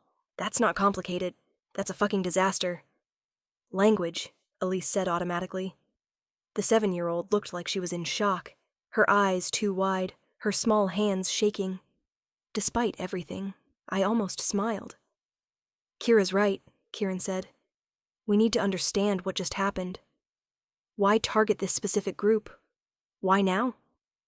I can answer that. Marcus sat with his back against a tree, still pale from blood loss, despite my healing. I overheard instructors talking last week. There's a purge list, students the council considers too talented or too aware. They've been systematically eliminating anyone who might question orders or develop independent thinking. We were the purge targets, Wren realized. Top performers in our cohorts. Students who ask questions, who think critically, who might become threats instead of tools. But why make it look like a mission gone wrong? I asked. Why not just kill us in training accidents? Because Irongate trains council assassins, Kieran said grimly. If word spread that the academy was killing its own students, recruitment would dry up. Families would stop selling their children. The unwanted orphans would fight harder against conscription. But a mission failure? That's acceptable losses. Tragic, but explainable. So they sent us into an ambush and expected none of us to return, Kira finished. But we did. 5 of us survived, which means We're witnesses, I said, to a failed purge. They'll have to either silence us or spin the story. They'll try to silence us, Kieran corrected. The question is whether we go back to Irongate or run. Everyone looked at me. I realized with a jolt that they were waiting for my decision. Somehow, in the space of one disastrous mission, I'd become the leader of this ragged group of survivors, Princess Seraphine giving her first command. I thought about Elder Thorne's warning, about Headmaster Vex's carefully maintained cover, about Commander Slate fighting to buy us time to escape, about the other students who died in that ambush, children who would never get the chance to choose their own fate. We go back, I said, but not as victims. We go back with evidence, with testimony, with proof that the Council is purging its own assets. We expose what they did. They'll kill us the moment we walk through the gates, Marcus protested. Not if we have protection. Not if we reveal ourselves publicly, where silencing us would be too obvious. I looked at Kieran. Your father is one of the Council Lords.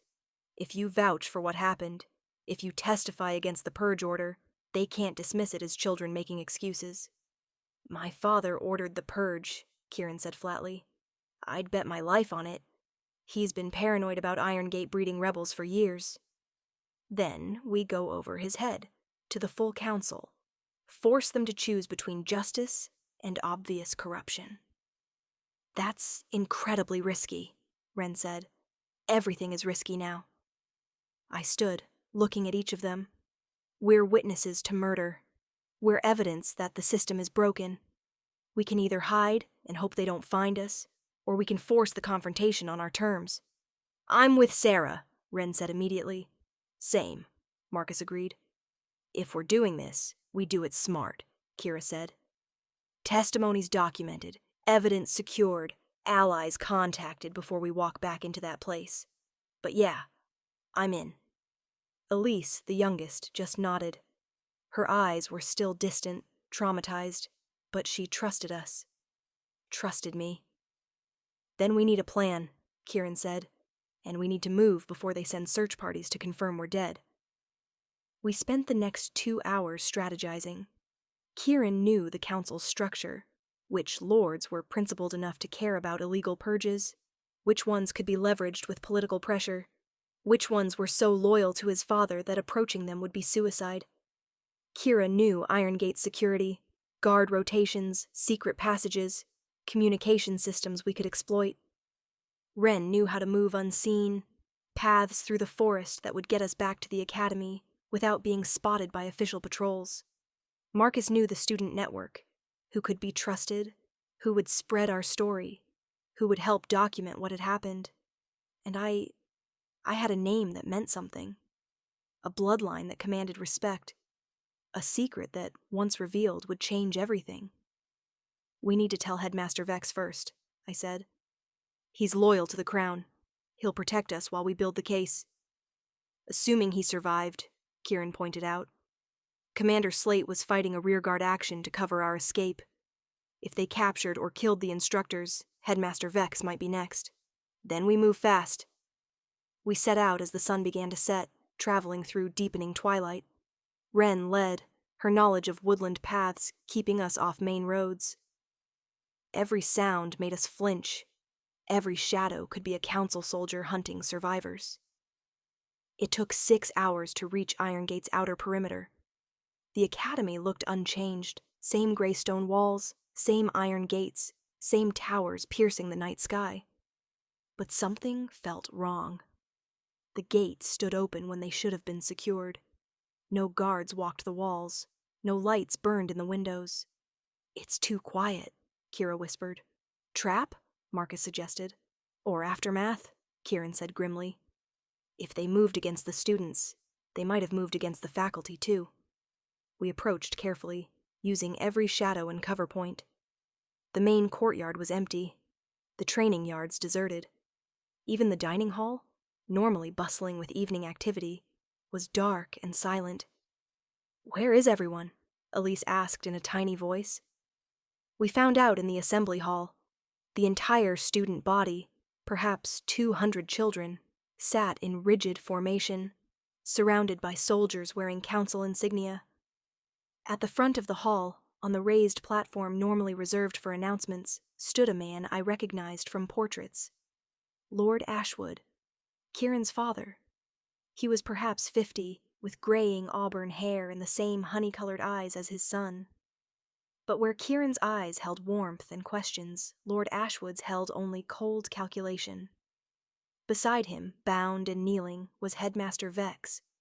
"Ah," Lord Ashwood said as we entered. His voice carried through the silent hall. "The survivors. How fortunate. I was about to send search parties."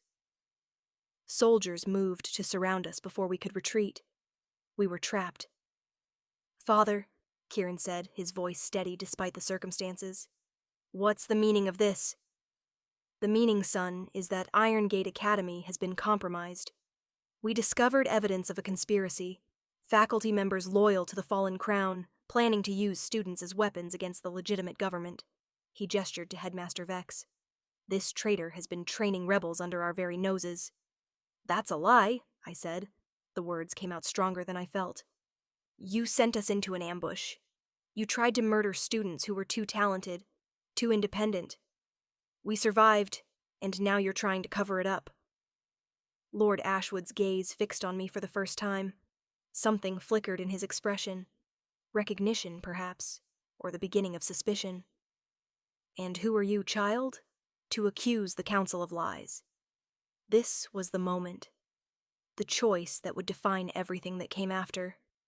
I could stay silent, could try to hide in anonymity, could hope he wouldn't look too closely at an 8-year-old girl who should have been unremarkable, or I could claim what was mine. I reached up and pulled back my sleeve, exposing the ring of orichalcum that caught the torchlight and gleamed with royal authority. "I am Seraphine Aldrich," I said clearly, letting my voice carry to every student in that hall. "Daughter of King Aldrich and Queen Alara, the last surviving heir to the throne you stole. And I'm done hiding." The hall erupted. Chapter 13. The Accusation.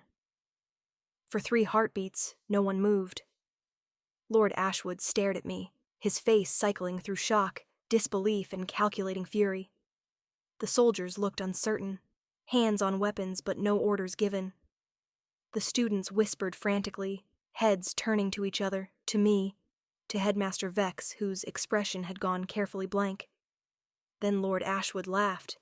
It was a cold, contemptuous sound that cut through the chaos like a blade. "Seraphine Aldrich died 10 years ago, burned in the royal wing along with her family. I know because I was there. I saw the bodies." He addressed the crowd rather than me. "This is a desperate ploy by traitors to throw the kingdom into chaos. A child coached to play princess, wearing a convincing forgery, spinning lies." "It's not a forgery." Elder Thorne's voice rang out from somewhere in the crowd. Students parted as she walked forward, leaning heavily on her cane but moving with undeniable authority. "I served Queen Alara for 40 years.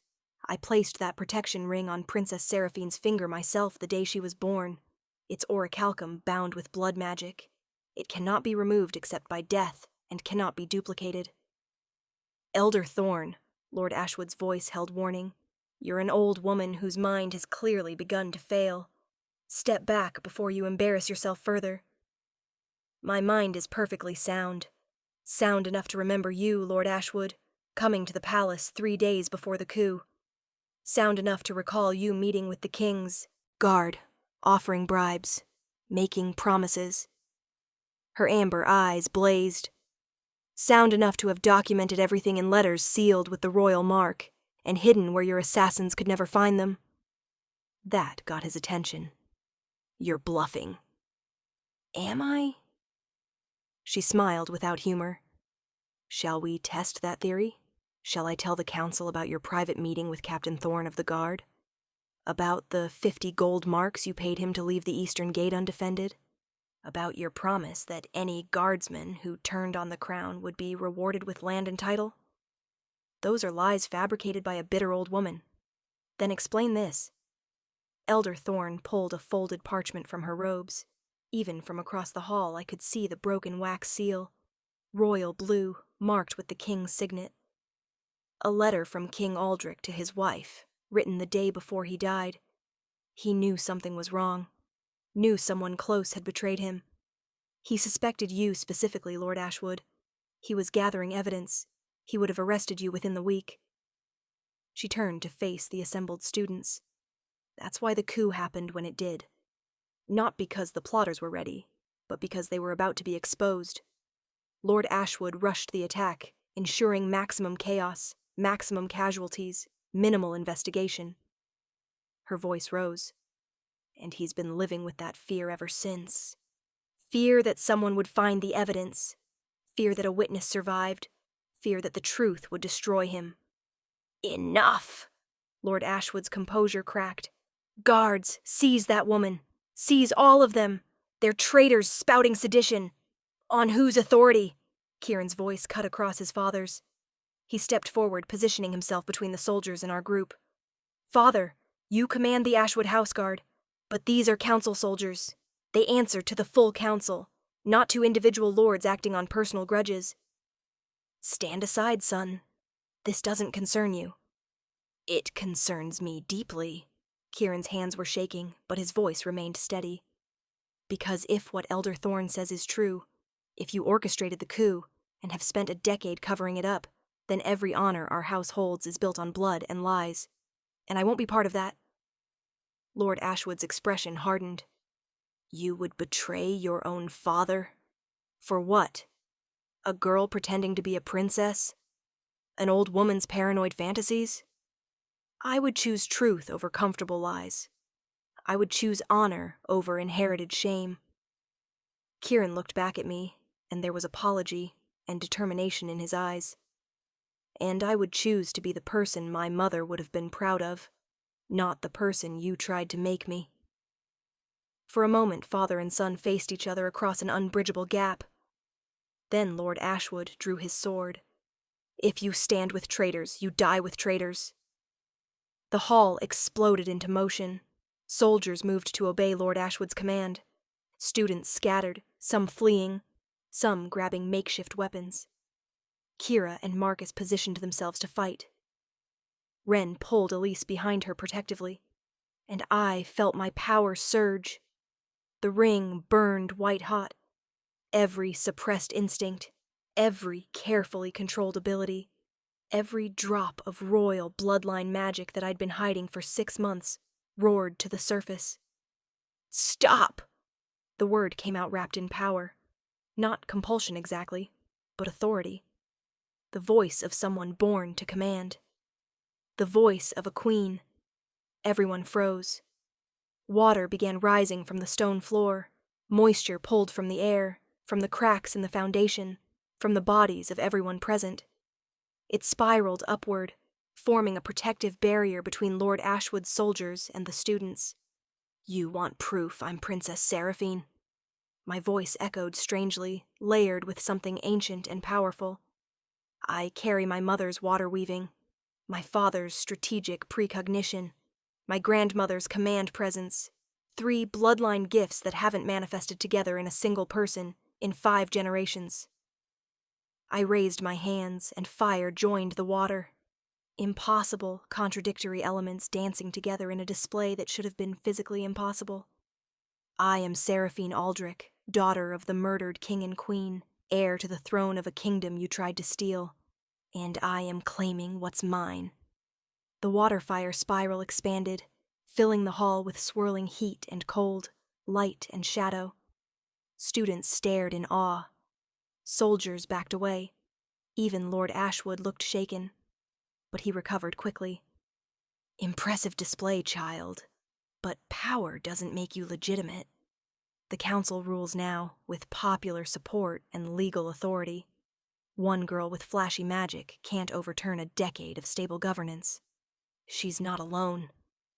Commander Slate emerged from a side entrance, battered and bloodied, but alive.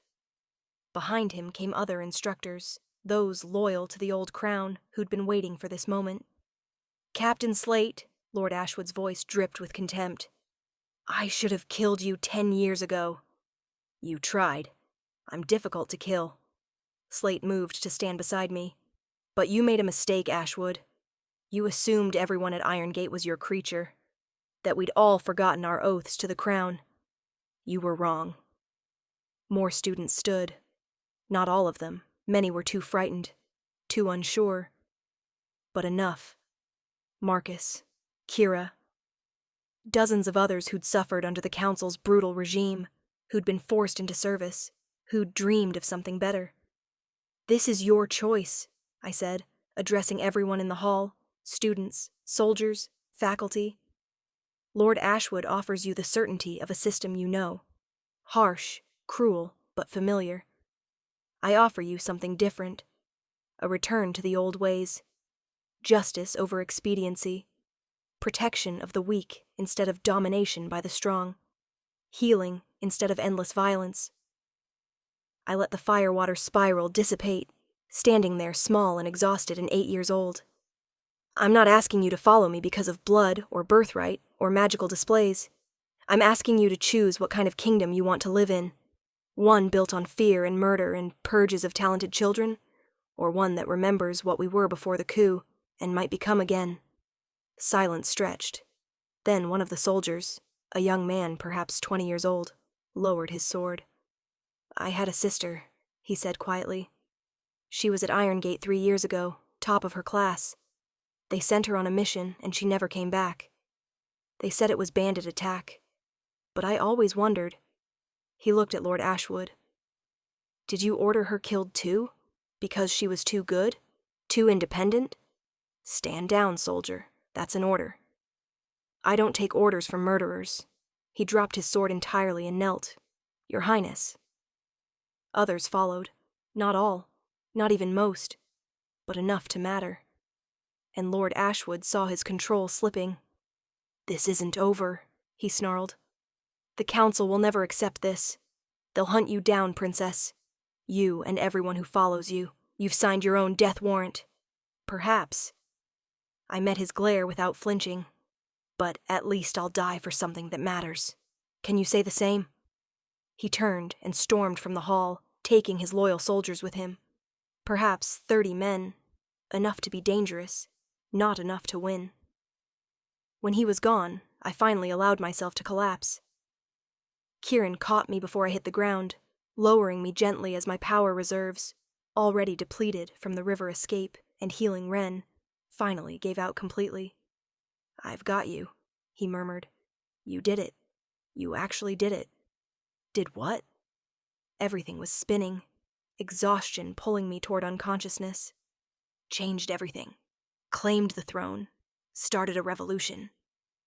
He smiled, and it was proud and terrified, and awed all at once. Your Highness. I wanted to tell him to stop calling me that. Wanted to say I was still just Sarah, still the frightened girl who'd been sold for 20 pieces of gold. But I couldn't speak. Darkness was pulling me under. My last thought before unconsciousness took me was that Uncle Garrett had sold me for such a small price. 20 pieces of gold. He'd had no idea he was selling a kingdom. Chapter 14. The Council's Response. I woke in Elder Thorne's chambers, wrapped in blankets that smelled of lavender and sage. Easy, her voice came from somewhere to my right. You've been unconscious for 18 hours. Your body needs time to recover from that level of power expenditure. I tried to sit up and immediately regretted it. Every muscle screamed in protest. It felt like I'd been beaten with hammers. What happened? My voice came out as a rasp. After I collapsed, after you claimed the throne in front of 200 witnesses and made Lord Ashwood flee like a scolded child. Elder Thorne's eyes glinted with satisfaction. Quite a bit, actually. She helped me sit propped against pillows and handed me a cup of something warm and bitter. Drink. It's a restorative brew, will help rebuild your energy reserves. I sipped obediently while she filled me in. Commander Slate secured Irongate within 2 hours of Lord Ashwood's departure. The soldiers who knelt to you were given the choice to stay or leave peacefully. Most stayed. The students were given the same choice. Approximately 60% have sworn loyalty to your claim. The rest are confined to quarters until we determine if they're genuine neutrals or potential spies. And the instructors? Split. About half support you, those who remembered the old crown, who never truly accepted council authority. The other half fled with Lord Ashwood, or are maintaining careful neutrality until they see which way the wind blows. I took another sip, processing. So we control Irongate, but we're trapped here. The council will surround us, starve us out, wait for support to crumble. Accurate assessment, which is why Headmaster Vex is currently in emergency session with our supporters, planning next moves. She studied me with those ancient amber eyes. You've started something that cannot be stopped, child. The question now is whether you're prepared to finish it. I don't have a choice. Everyone has choices. You could abdicate your claim, disappear into hiding, let someone else carry this burden, and watch more children die in purges, watch the kingdom continue tearing itself apart. I shook my head. I can't do that. No, Elderthorn said softly. I didn't think you could. Your mother was the same way. Couldn't watch injustice without acting, even when action was dangerous. A knock interrupted us. Wren entered, looking exhausted, but alive. She's awake, Wren said with obvious relief. Thank the gods. Half the academy has been hovering outside, waiting for news. Let them wait a bit longer. Her Highness needs... Don't call me that. The words came out sharper than intended. I'm sorry, Elderthorn, but please. I'm still Sarah. Just... Sarah. You're the crown princess of a kingdom fighting for its survival. That's not a title you can set aside when it becomes uncomfortable. Maybe not. But I can at least keep it from consuming me entirely. I looked at Wren. What's the mood out there? Honestly. Wren sat on the edge of the bed, choosing her words carefully. Mixed. The younger students are calling you the lost princess, the hidden queen, like you're something from a legend. They're excited, hopeful, ready to follow you anywhere. And the older students? Pragmatic, worried. They've seen how the council operates. They know claiming the throne is easier than holding it. She paused. Kira asked me to tell you she's organizing defensive positions and training rotations. Marcus is coordinating supplies. We have maybe 3 weeks of food if rationed carefully. And Kieran? What about Kieran? He's been in meetings with Headmaster Vex and Commander Slate since you collapsed, planning something, but he won't say what. I threw back the blankets. Then I need to be there. You need to rest, Elderthorn protested. I need to lead. There's a difference. I stood, swaying slightly but managing to stay upright. Help me dress. Something practical, not... I gestured at the nightgown I was wearing. Not this. They helped me into Academy Grays, the standard uniform, nothing special. I caught Elder Thorn's disapproving look. You should be wearing royal colors, blue and silver, making a statement. I'll make statements when we're not trapped in a fortress with limited supplies and the entire council hunting us. I pulled my hair back into a practical braid. Right now, I need to look like someone who's ready to fight, not parade. The ring on my thumb pulsed with warmth, approval, maybe, or just responding to my determination. We found the War Council in Headmaster Vex's office. The space was crowded. Slate, Vex, Kieran, Kira, and several other senior students and instructors I recognized. Maps covered the desk, marked with positions and supply routes. Everyone stood when I entered. Your Highness, Headmaster Vex began. Just Sarah, please. Or Princess if you must, but I'm 8 years old and Your Highnesses makes me feel like I'm playing dress-up. I moved to the desk. What's our situation, realistically? They exchanged glances, that adult look that meant they were trying to decide how much truth a child could handle. I can command fire and water, heal mortal wounds, and apparently freeze people with my voice, I said dryly. I think I can handle tactical reality. Commander Slate almost smiled. Almost. Irongate is defensible, but not indefinitely. We have 3 weeks of supplies if rationed. The council knows we're here. Lord Ashwood would have reported immediately. They have 3 options: starve us out, storm the academy, or negotiate. They won't negotiate, Kieran said. Not with a legitimate threat to their power. My father will push for immediate military action. Can they take Irongate by force? I asked. With enough soldiers and enough time, yes. These walls were built to train assassins, not withstand a siege. Slate pointed to weak points on the map. The northern wall has structural damage from the winter storms. The main gate is strong, but can be breached with siege equipment, and we're on a mountain with only 2 water sources. Both can be poisoned or blocked. So staying here is slow death. I studied the map. What about leaving?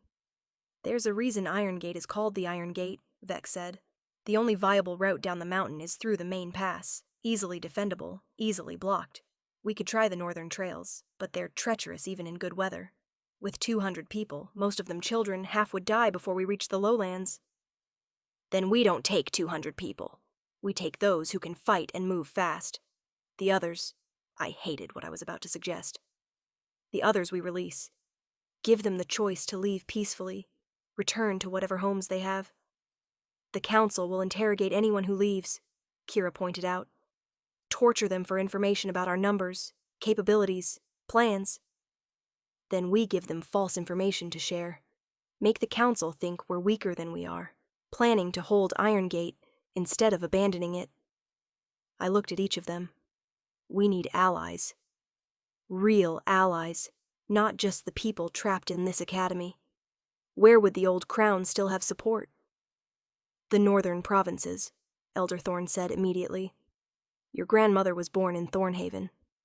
The northern lords remained loyal even after the coup. They just lacked leadership and central coordination. The merchant cities, Wren added. The council's heavy taxes have destroyed trade. Merchants remember that the crown protected commerce, kept tariffs reasonable. They'd support a return to stability. And the common people, Kieran said quietly. In villages, towns, anywhere the council's brutality touches regular lives. They remember stories of the old days, when omegas weren't property, and children weren't sold to pay debts. My mother used to say that people don't need much to rebel, just hope that something better is possible. So we leave Irongate, I decided. Small strike force, moving fast and quiet. We head north to Thornhaven, gather support, build an actual army instead of a collection of trapped students.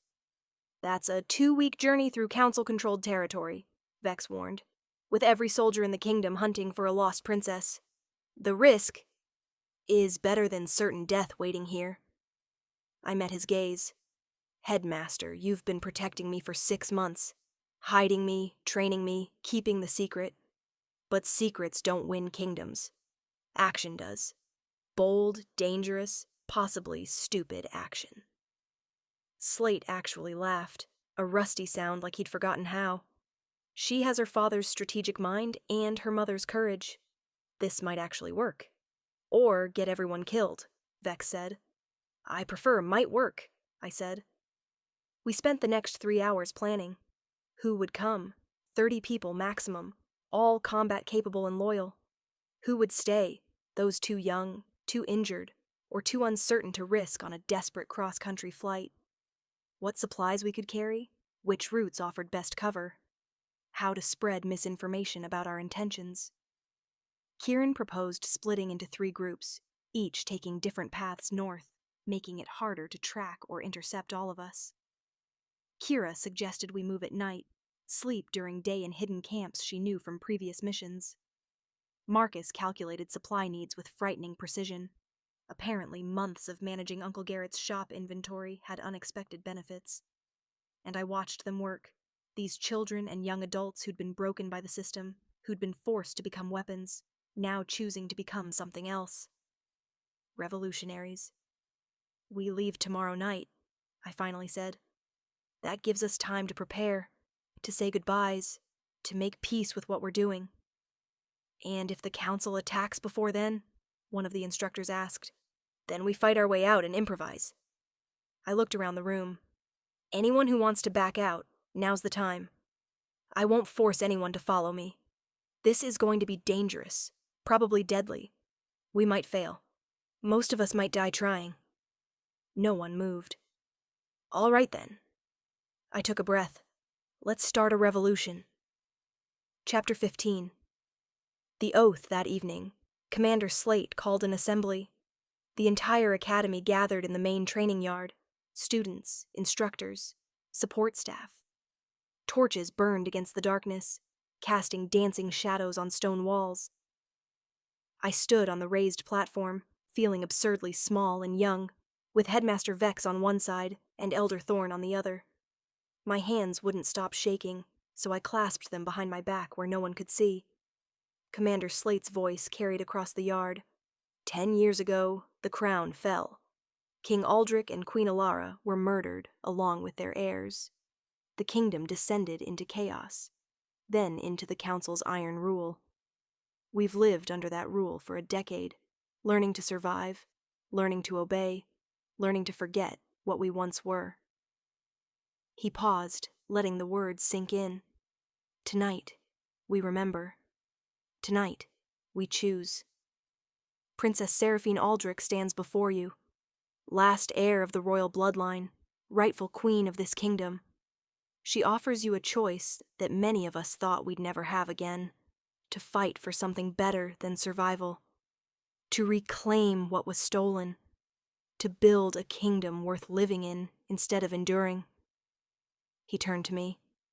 Your Highness, speak to your people. My people. The words felt too big, too impossible, but I stepped forward anyway. I'm 8 years old, I began, and nervous laughter rippled through the crowd. I know that. You know that. The council definitely knows that. I'm small and young, and until 6 months ago, I thought I was nobody. Just an unwanted girl sold by her uncle for 20 pieces of gold. I pulled up my sleeve, exposing the orichalcum ring. But I'm not nobody. I'm the daughter of a king and queen who died protecting their people. I'm the granddaughter of a queen who ruled with wisdom and compassion. I carry their blood, their power, their responsibility. I let my voice strengthen. And I'm done hiding.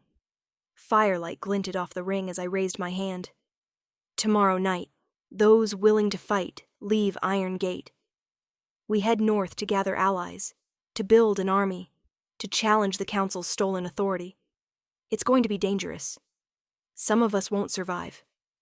But those who do will be part of something extraordinary. The rebirth of a kingdom, the restoration of justice, the proof that children matter, that lives have value beyond what others assign them. I looked across the assembled faces, so young, so scared, so desperately hopeful. I can't promise we'll win. I can't promise you'll be safe. I can't even promise I know what I'm doing. I smiled slightly. But I can promise that I'll fight for you, that I'll use every gift I have to protect those who follow me, that I'll die before I let the council make weapons out of children ever again. I extended my hand, palm up. This is the old oath, the one the crown swore to its people, the one that bound monarch to kingdom. I've seen it in books, heard it from Elder Thorn. My mother would have spoken these words at her coronation. Now I speak them to you. I took a breath and recited the ancient formula. I am iron against your enemies. I am shelter in your storms. I am justice for your wrongs. I am the voice that remembers your names when the world forgets. I am the crown, and the crown exists to serve. I closed my hand into a fist. This is my oath. This is my promise. This is who I choose to be. Silence. Then Commander Slate knelt, fist pressed to his heart in the old salute. I am iron, he said. I serve the crown. Elder Thorn knelt beside him. I am shelter. I serve the crown. Headmaster Vex. I am justice. I serve the crown. One by one they knelt. Kieran, Ren, Marcus, Kira, Elise. Students I'd trained with, instructors who'd taught me, even some I barely knew. Not everyone. Perhaps half the assembly remained standing, too afraid, too uncertain, or too loyal to the council. But half was enough. Rise, I said, my voice thick with emotion I couldn't quite control. Rise, and tomorrow we change the world. Later, after the assembly dispersed and final preparations began, I found Kieran on the northern wall, staring out at the mountain landscape below. "Couldn't sleep?" I asked, joining him. "Too much to think about.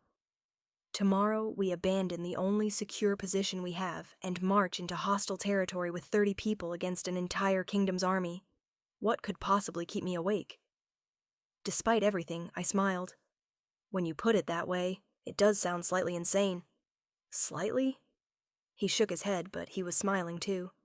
"Sarah, Princess, Your Highness? I don't even know what to call you anymore. Sarah is fine, especially when it's just us." "Just us? Is that still allowed? Crown Princess and Trader's son? Casual friendship?" I leaned against the wall beside him. "You're not your father. You proved that when you stood against him, when you chose truth over family loyalty. He'll never forgive me. He probably has assassins looking for me right now, ready to eliminate the embarrassment of a disobedient heir. Then you'll have to stay close to me. I'm quite good at not dying, apparently. You collapsed from power exhaustion 18 hours ago." "Details." I looked at him seriously. "Kieran, you don't have to come tomorrow. You could leave, disappear, build a life somewhere your name doesn't carry so much weight. No one would blame you. I would blame me." He turned to face me fully. "Sarah, my father helped murder your family. He stole your throne, your childhood, your chance at a normal life. I can't undo that. But I can help you take it back. I can fight beside you, support you, do whatever it takes to make things even fractionally right again. That's not your burden to carry." "Maybe not. But I'm carrying it anyway." His expression was fierce. "You asked at the assembly who would follow you. I'm following you. Not because you're the princess, not because of bloodline or destiny or any of that. Because you're Sarah Ashbourne, who befriended a stranger in a library, who protected younger students without being asked, who chose to reveal yourself rather than watch others die. That's who I'm following." Something warm unfurled in my chest. Not romantic, we were too young for that, but the beginning of something that might become that someday. The foundation of trust and understanding that real partnerships were built on. "Then I'm glad you're coming," I said simply. We stood in comfortable silence, watching stars appear in the darkening sky. "My mother used to tell me stories," Kieran said eventually, "about the old days, before the coup. She was minor nobility, distant branch of a royal house, but she remembered. She said the kingdom felt different then, lighter, like people could breathe without fear." "What happened to her?" "She died when I was 6. Illness, officially. But I've wondered." He paused. "She spoke against the coup. Quietly, carefully. But she spoke. And then she got sick, and the council's physicians couldn't save her. Or wouldn't. I'm sorry. She would have liked you. Would have loved that the princess survived, that someone with royal blood still fought for the old ways." He smiled sadly. "She used to say that kingdoms rise and fall, but the idea of justice, that's eternal. You can't kill an idea." "You can't kill an idea," I repeated softly. "I like that. She would have wanted me to tell you something." Kieran looked directly at me. "The prophecy, the one Elder Thorne mentioned about a child born in darkness who would heal what's broken. My mother knew the full version. She made me memorize it when I was little, said it was important to remember." "What does it say?" He recited from memory. "When the crown falls and shadow reigns, when blood spills and hope dies, when the smallest voice is silenced, look for the child of ash and fire. Born from death, hidden in plain sight, she will carry the gifts of her ancestors. She will heal the broken, burn away the corrupt. She will restore balance or destroy what remains. The kingdom's fate rests in her hands. Salvation or damnation, rebirth or ruin." The words hung in the cold mountain air. "Cheerful," I said eventually. "Very no pressure or anything. Prophecies usually are." Kieran's expression was serious. "Sarah, that last part, salvation or damnation. What if we're wrong?" What if trying to reclaim the throne just makes things worse? More death, more suffering, more chaos. Then we fail spectacularly and become a cautionary tale. I looked out at the darkness beyond the walls. But if we don't try, if we let the council continue purging children and brutalizing the weak and ruling through fear, aren't we already damned? When did you get so philosophical? I'm a princess. I think it's required. I pushed off the wall. Come on, we should both try to sleep. Tomorrow's going to be a very long day. As we walked back toward the dormitories, Wren intercepted us. Sarah, we have a problem. What kind of problem? The kind where 5 students tried to escape tonight to warn the council about our plans. We caught them, but she grimaced. We can't just let them go, but we can't exactly imprison children either. Vex wants your decision on how to handle it.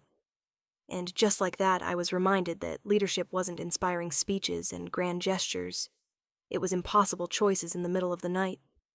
Take me to them, I said. Chapter 16, Mercy and Justice.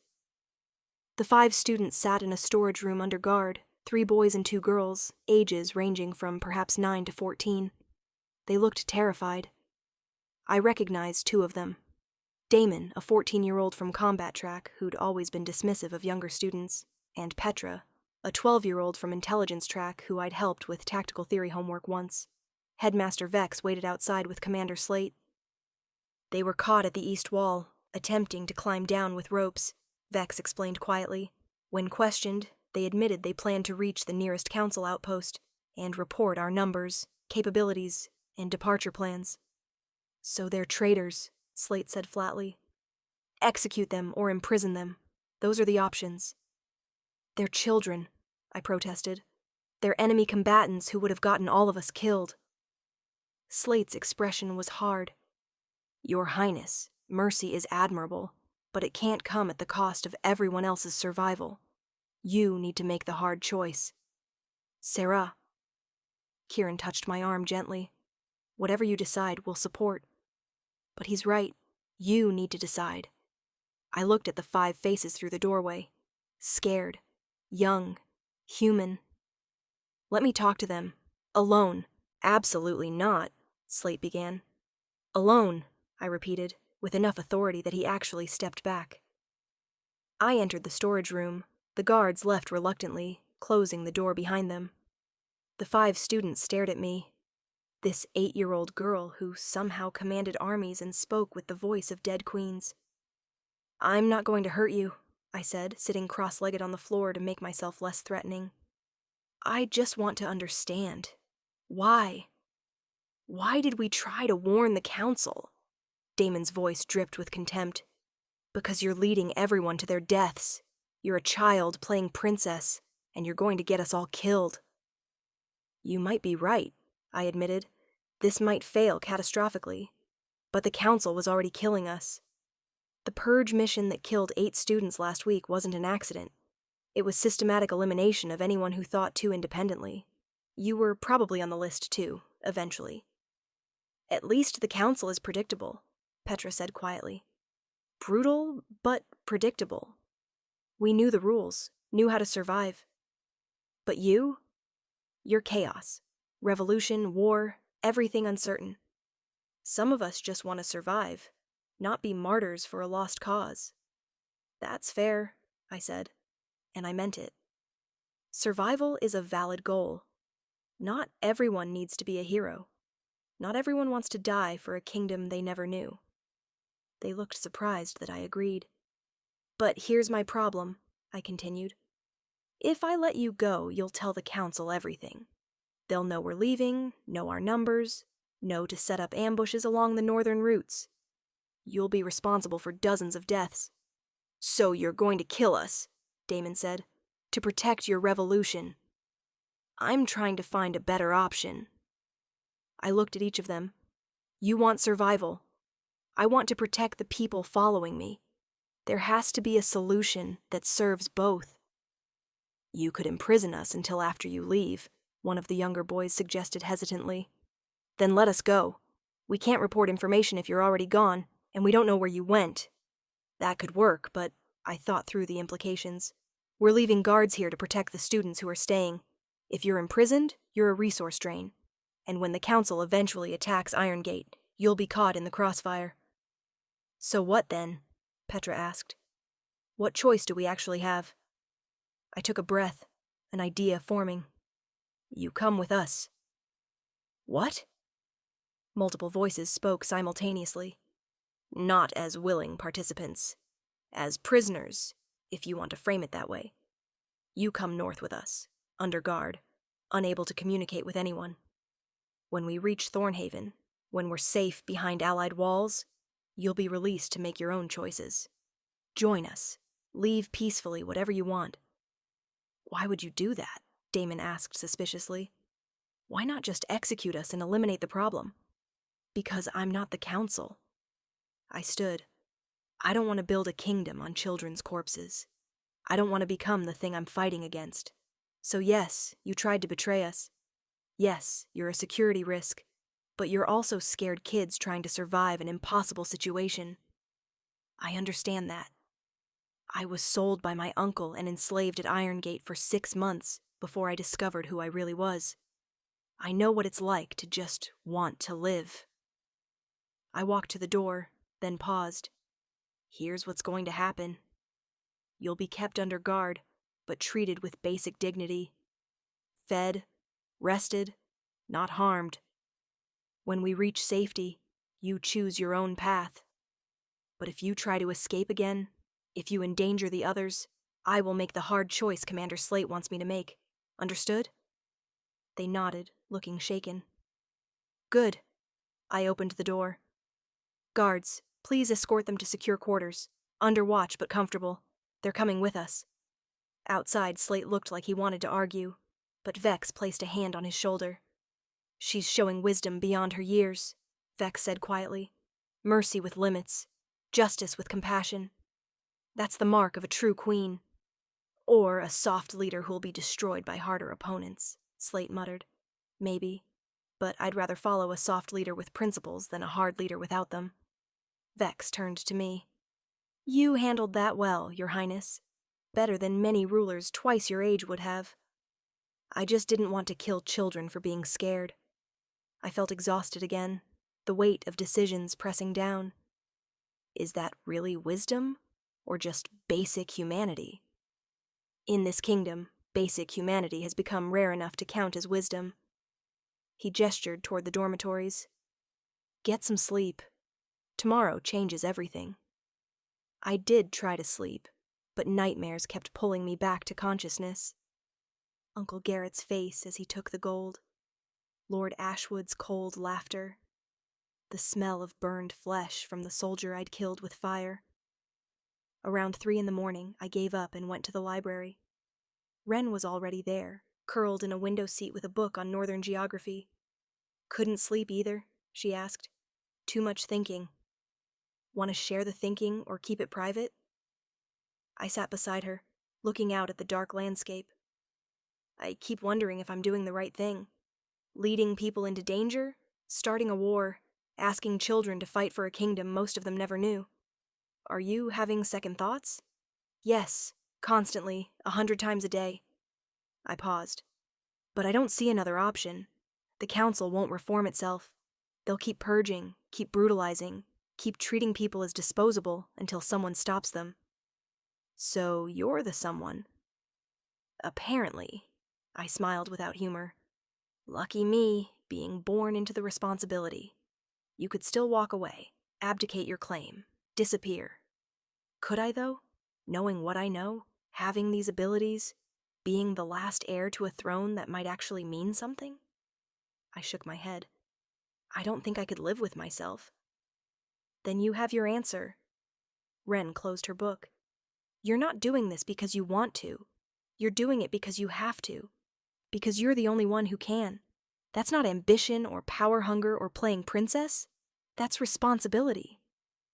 Responsibility is terrifying. Most worthwhile things are. She bumped my shoulder gently. But you're not alone. You have me, Kieran, Marcus, Kira, Elder Thorn, Slate, Vex, dozens of people who believe in you, who'll fight beside you, who'll catch you when you fall. What if I let you all down?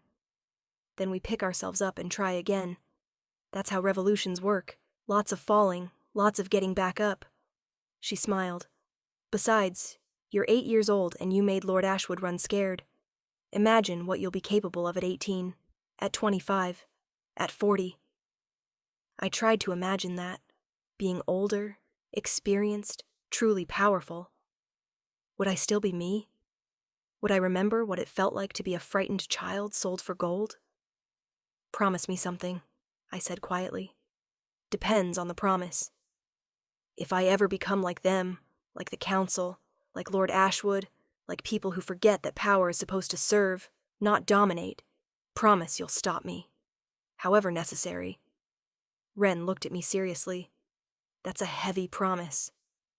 I know. But I need someone to remember who I was before all this. To hold me accountable to the girl who healed a mouse instead of letting it suffer, who chose mercy for scared traitors instead of execution. Promise me, Wren. She extended her hand, and we clasped wrists in the old way. I promise. If you become a tyrant, I'll personally dethrone you. Her smile was fierce. But I don't think I'll need to. Tyrants don't worry about becoming tyrants. The fact that you're asking means you're already different. We sat together in comfortable silence, watching dawn begin to lighten the eastern sky. Tomorrow, today, technically, we would leave Irongate, would step into genuine danger with no guarantee of survival. But for this moment, in the quiet library, I let myself just be Sarah. Just an 8-year-old girl who liked books and had a friend and was trying her best. The crown could wait a few more hours. Chapter 17. The departure sunset came too quickly. We gathered in the main courtyard, 30 people preparing to march into hostile territory. Students mostly, ages 11 to 18, with a handful of instructors for guidance. 30 against a kingdom. Those staying behind lined up to say goodbye. Younger children clung to older siblings. Instructors embraced students they might never see again. Even the 5 prisoners we were bringing stood quiet and solemn, perhaps realizing the gravity of what was happening. Elder Thorne approached me with a small leather pack. Supplies, she said. Healing herbs, energy restoratives, pain suppressants. Use them sparingly. Some are irreplaceable. Thank you, Elder. And this. She pulled out a folded cloak, deep blue with silver embroidery along the edges. Royal colors. Your mother's. I've kept it hidden for 10 years, waiting for you to grow into it. You're still far too small, but... She draped it over my shoulders. A princess should look like a princess, even in war. The cloak pooled around my feet, ridiculously oversized, but I felt the weight of it. The history. My mother had worn this, had fought in it, ruled in it, perhaps died in it. I'll try to honor it, I said quietly. Just honor yourself. That's all any parent hopes for. Elder Thorne's eyes were bright with unshed tears. Be safe, child. Come back to us. I'll try. Commander Slate appeared, fully armed and armored. Strike force, form up. We move in 5 minutes. Light packs, weapons ready, absolute silence once we clear the gates. People scrambled into formation. 3 groups of 10, each with a mix of skills, combat, tracking, intelligence, healing. Kieran led one group. Kira led another. Slate led the third with me positioned in his unit, surrounded by experienced fighters. The prisoners? Someone asked. Distributed among groups. Under guard but not chained. They slow us down or cause trouble, we leave them. Slate's voice was cold, practical. Harsh but necessary. Everyone understand? Nods all around. Headmaster Vex approached for final words.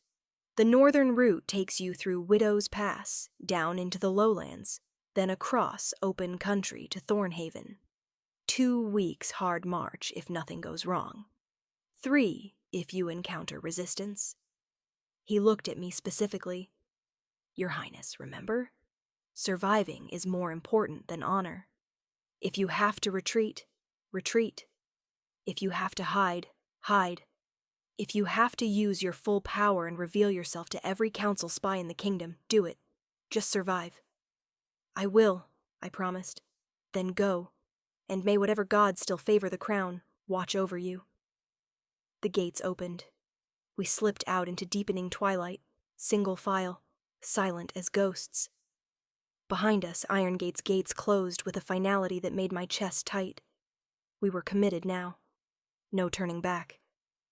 The first 3 days passed without incident. We traveled at night through terrain that grew increasingly hostile, rocky mountain paths that required absolute concentration, forests where every shadow could hide an enemy, ravines where a single misstep meant death. We didn't speak except for necessary communication. Hand signals mostly, whispers when essential. The prisoners moved quietly, seeming too frightened by the actual danger to cause problems. On the third night, we reached Widow's Pass. It was called that because crossing required traversing a narrow bridge over a gorge that had claimed countless lives. The bridge was ancient, wooden planks suspended by rotting ropes, swaying sickeningly in the mountain wind. "One at a time," Slate commanded. "Slow and steady. Don't look down." Marcus went first, moving with careful precision. Then Kira. Then others, each crossing taking several terrifying minutes. I was midway through when I heard the sound. Hoofbeats, multiple riders, approaching fast from the path behind us. "Ambush!" Kieran shouted from the far side. "Get across, now!" The careful crossing became a desperate race. People ran across swaying planks, several nearly falling. Ren grabbed a younger boy who stumbled, saving him from plunging into darkness. I reached the far side just as riders emerged from the trees, council soldiers, 20 or more, armed and bearing torches. "Cut the bridge," Slate ordered. "But there are still people on it," Ren protested. "Cut it, or we all die." Kieran drew his sword and started hacking at the ropes. The bridge began to collapse. 3 students were still crossing. I didn't think, just acted. I reached out with my water manipulation, pulling moisture from the air, from the plants, from everywhere. Formed it into a solid barrier, an impossible bridge of ice extending from our side toward the falling planks. "Run!" I screamed at the 3 students. They ran. The wooden bridge collapsed behind them. They threw themselves onto my ice bridge, sliding, scrambling, somehow reaching solid ground as the entire structure fell into darkness. And my power reserves, already strained from days of limited food and constant stress, finally gave out. I collapsed. This time, Kieran couldn't catch me. But Ren did, dragging me away from the edge as council soldiers reached the opposite side of the gorge. We were separated now. Them on one side, us on the other, with a 100-foot drop between. "Princess Seraphine!" a voice rang out across the gap. "You cannot run forever. The council has claimed every city, every road, every safe house you might reach. Surrender now and live. Continue this foolishness and die." "I've got a better idea," I heard Kira shout back. "You go back to your corrupt lords and tell them we're coming for them. Tell them the crown remembers. Tell them justice is coming." Arrow fire from both sides. Screaming. Chaos. Someone, Marcus maybe, picked me up and ran. I faded in and out of consciousness, catching fragments. Trees rushing past, harsh breathing, whispered arguments about routes and safety. When I finally came fully back to myself, we were in a cave. It was nearly dawn, and we'd lost 5 people. Chapter 18. The Cost of Leadership. We'd lost 5 people. 2 students fell during the desperate crossing, missed the ice bridge, or lost their footing on its slippery surface. 3 more were hit by arrows during the firefight, including one of the prisoners, a boy named Thomas who'd never even wanted to be part of this. They were dead because of my decision to leave Irongate, because I'd led them into danger. "Stop it!" Ren's voice cut through my spiraling thoughts. "I can see you blaming yourself. Don't." We sat in the cave, our numbers reduced to 25. Dawn light was beginning to filter through the entrance. Slate had posted guards, but exhaustion hung over everyone like a physical weight. I created an ice bridge that collapsed. Thomas died because council soldiers ambushed us, because Lord Ashwood is hunting us, because we live in a world where children are killed for believing in something better.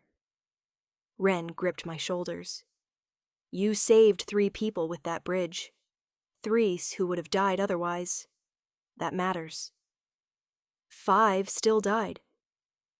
And 25 lived, including me, because you healed me after the first ambush, including Kieran, because you pulled him from the river, including dozens back at Irongate who would have been purged if you hadn't revealed yourself. She shook me slightly. You're not responsible for every death, Sarah. You're only responsible for fighting back. I wanted to believe her, but the faces of the fallen kept haunting me, especially Thomas, who'd only tried to escape because he was scared. Kieran approached, his expression grim. Slate wants to discuss our route. The ambush means they know we're heading north. They'll be watching the direct paths. How did they know? I asked. We were careful. We moved at night, avoided main roads. Someone told them. His voice was flat. One of the prisoners, most likely. Or someone else in our group who's secretly loyal to the council. The implications sank in. We had a spy. Gather everyone, I said, standing despite my exhaustion. Everyone who survived. We need to talk. They assembled in the cave, 25 tired, scared, traumatized young people who'd just survived an ambush and watched friends die. The 4 remaining prisoners stood separately, under guard, looking even more frightened. I stood on a rock so I could see everyone, and everyone could see me. The royal cloak, my mother's cloak, was filthy and torn, but I wore it anyway. We have a spy, I said without preamble. Someone in this group told the council where we'd be. That's how they knew to ambush us at the pass. And that means they know we're heading to Thornhaven. They'll be waiting for us. Whispers rippled through the group. I'm not going to ask who it is, I continued. I'm not going to interrogate or torture or threaten. That's what the council does. That's not who we are. Then how do we stop them? Kira demanded. If there's a spy, they'll keep reporting our position. We'll be ambushed again and again until we're all dead. We change our destination. Everyone stared at me. Thornhaven is compromised. Even if we reached it, Lord Ashwood would have forces waiting. So we don't go to Thornhaven. I pulled out the map Slate had been studying. We go east to the merchant city of Riverside. It's council-controlled, but loosely. The merchants there have no love for heavy taxation and brutal rule. If we can win them over, we gain funding, supplies, and a base that the council won't expect. That's 3 weeks additional travel, Slate said, through more dangerous territory. I know, but it's also unexpected. The spy can report that we're heading east, but Lord Ashwood will assume it's misdirection. He'll keep forces concentrated on the northern approaches. I looked at each person. This is your choice. Anyone who wants to turn back, go to Thornhaven alone, or surrender to the council. You're free to leave. No judgment, no consequences. Survival is a valid choice. No one moved. All right then. We rest today, move tonight, and we stay together, because that's the only way any of us survives. Later, when most people were trying to sleep, Kieran found me at the cave entrance, staring out at the forest. Clever, he said, sitting beside me. Changing destinations, giving the spy false information to report, turning a liability into an asset. I learned from reading tactical theory with you. Still, your father would be proud. Strategic thinking under pressure. He paused. But there's something you're not saying. Something that's bothering you beyond the deaths. I was quiet for a long moment, trying to find words for the fear gnawing at me. I keep wondering if I'm the prophecy's salvation or its damnation, I finally said. If leading these people to fight is heroic or selfish. If I'm restoring the kingdom or destroying what's left of it. Both, probably. Most large actions have multiple outcomes. That's not comforting. No, but it's honest. He looked at me seriously. Sarah, you want to know what I think? I think prophecies are traps. They tell you that fate is inevitable, that you're destined for greatness or ruin, and people get so caught up in fulfilling or avoiding them that they forget to just be human, make choices, do their best. So you think I should ignore the prophecy? I think you should ignore the weight of it. Fight because it's right, not because some ancient prediction said you would. Lead because people need leadership, not because you're supposedly destined to. Heal because you can, not because a prophecy assigned you the role. And if I fail? If the prophecy was wrong or I'm not strong enough or everything falls apart? Then you fail as Sarah Ashbourne making the best choices she could, not as some mystical chosen one who couldn't live up to impossible expectations. He smiled slightly. Much less pressure that way.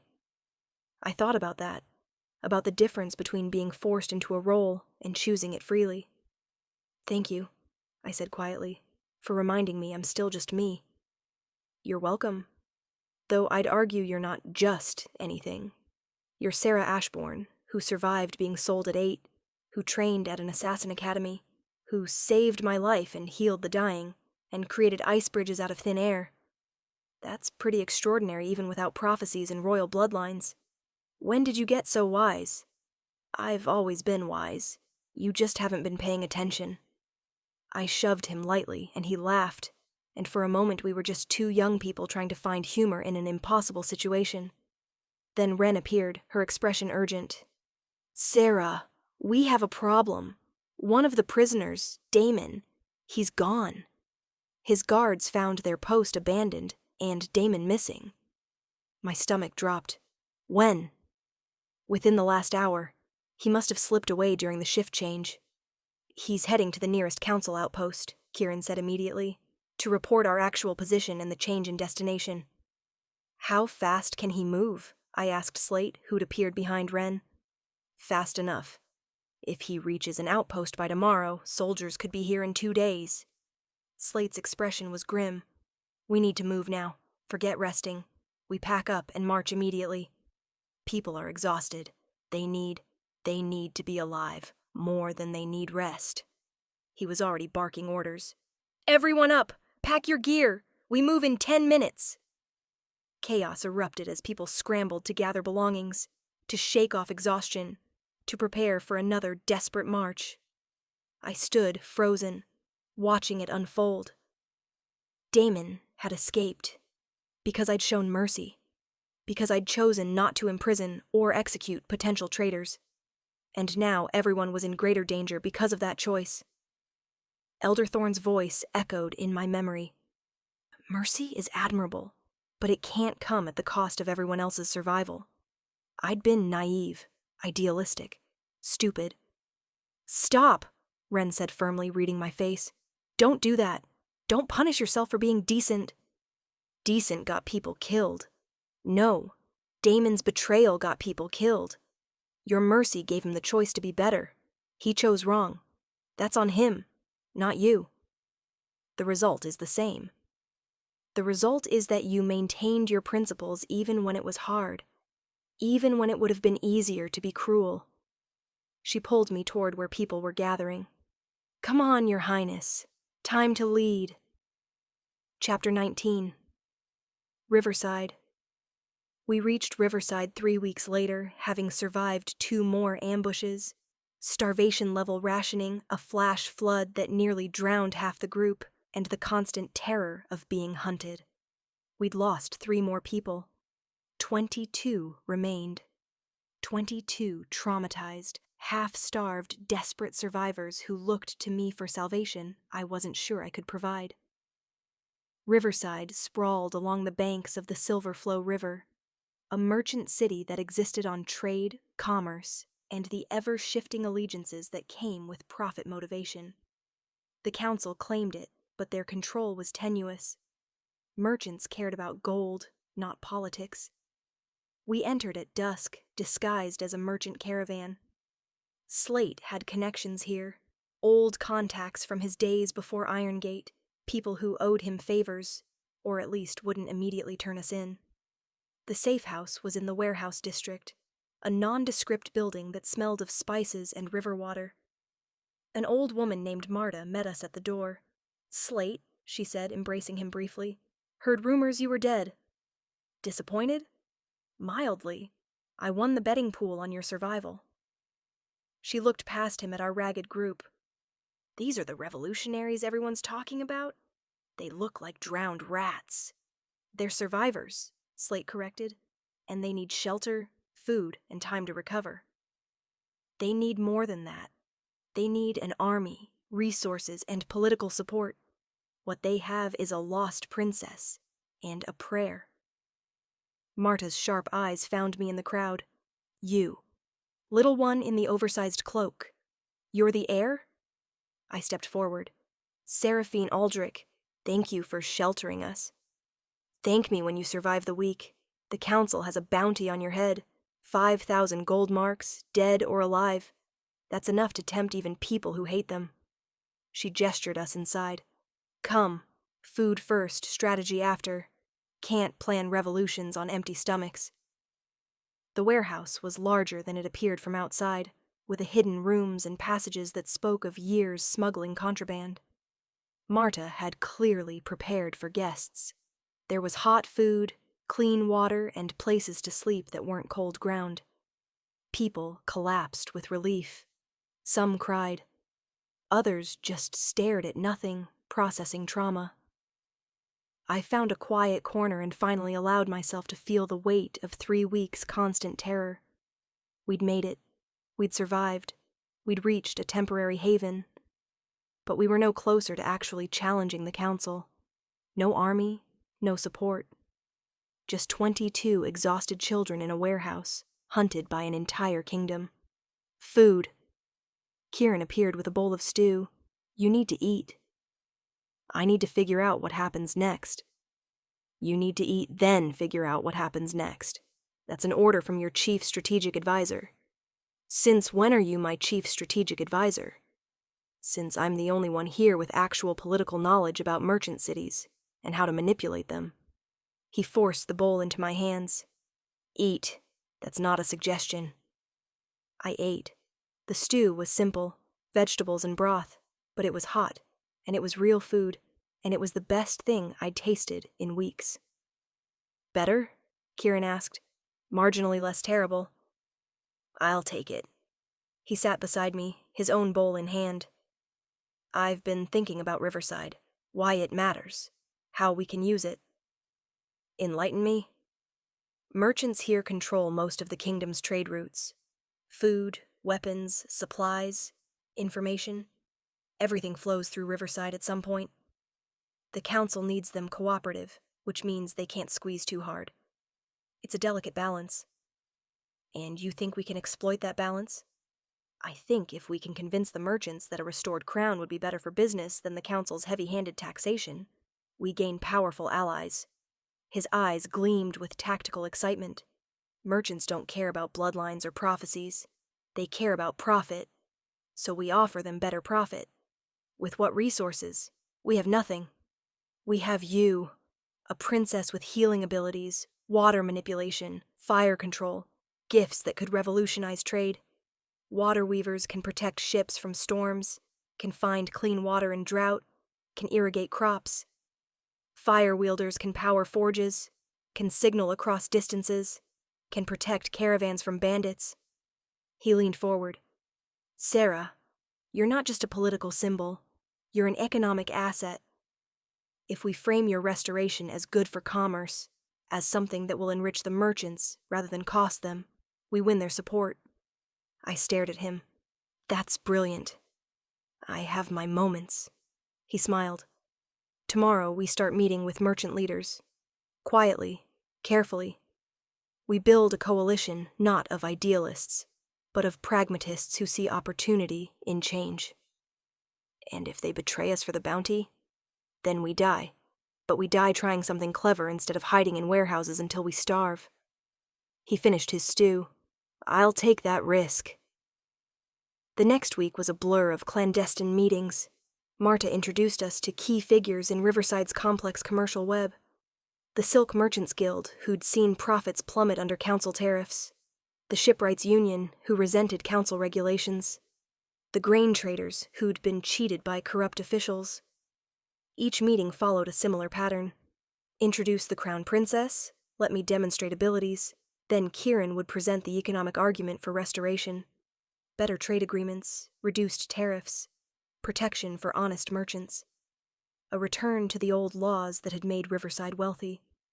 Some were skeptical, some were intrigued. A few were actively hostile, seeing us as threats to the current arrangement they'd learned to exploit. But slowly, carefully, support began to build. The key is getting the High Merchant Council to back you publicly, Marta explained during a strategy session. They're the 12 most powerful traders in Riverside. If they declare support for crown restoration, dozens of smaller merchants will follow. Money follows money. How do we convince them? I asked. Demonstration. Show them what you can actually do, not just talk about it. She looked at me seriously. Can you do something big, something undeniable, something that proves you're worth the risk? I thought about my abilities. Water, fire, healing, empathic sensitivity. Months of training with Elder Thorn, pushing my limits. The drought? I said suddenly. The western provinces have been suffering drought for 2 years. Crops failing, livestock dying, people desperate. Because the council's water weavers prioritize council estates over common farms, Marta confirmed. They could end the drought, but choose not to. Too expensive, not profitable enough. What if I ended it? I looked at Kieran. What if we traveled to the drought region, and I brought water? Enough to save the harvest, prove that the crown's gifts serve everyone, not just the powerful. That's insane, Slate said flatly. You'd be traveling through heavily council-controlled territory to reach the most devastated region of the kingdom. The risk is exactly what we need. Kieran was nodding slowly. If Sarah can bring rain to drought-lands, if she can save crops that the council has abandoned, it's not just economic, it's moral. It's proof that the crown cares about common people. Word would spread faster than council propaganda could contain it. It would also reveal your location to every council spy, Wren pointed out. They already know we're in Riverside generally, and hiding hasn't gotten us anywhere. I stood, decision made. We go west. We end the drought. We prove that restoration means something real, something tangible, something worth fighting for. Marta smiled, sharp and approving. You might actually survive this, little princess. You're learning to think like a ruler instead of a victim. Is that a compliment? From me? Yes. She turned to Slate. You'll need guides, guards, supplies. I can arrange it, but it'll take 3 days. Then we leave in 3 days. I looked around at my small group of survivors. No longer just frightened children, but something harder. Something forged by weeks of running and fighting and refusing to give up. Anyone who wants to stay in Riverside, I understand. This mission is dangerous. But if you come, you'll be part of something that actually matters, something that might change everything. No one left. 22 people. Against a kingdom. But 22 people with purpose, with a plan, with the beginning of hope. It would have to be enough. Chapter 20. The Droughtlands. The western provinces were dying. We saw it from miles away. Brown earth where fields should be green, withered crops, empty riverbeds exposing cracked mud. Villages with wells that ran dry, livestock reduced to bones covered in hide. Children with hollow eyes who'd forgotten what full bellies felt like. The council had done this. Not through malice exactly, but through indifference. Their water weavers served wealthy estates, ensuring council lords had fountains and gardens, and irrigated fields. The common people got nothing. We entered the region openly this time. No disguises, no hiding. I wore the royal cloak, tattered as it was, and let people see the ring of orichalcum on my thumb. Word spread quickly. The lost princess had come to the Droughtlands.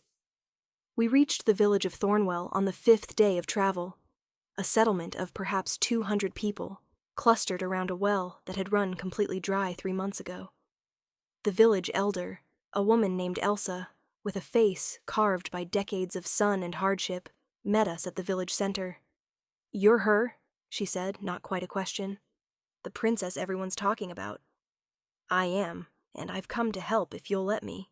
She laughed, bitter, exhausted. "Help how? You going to make water appear from stone? The council's water weavers said it couldn't be done.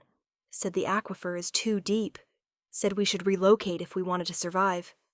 The council's water weavers are lying or lazy." I approached the dry well, looking down into darkness. The water is there. Deep, but there. I can feel it.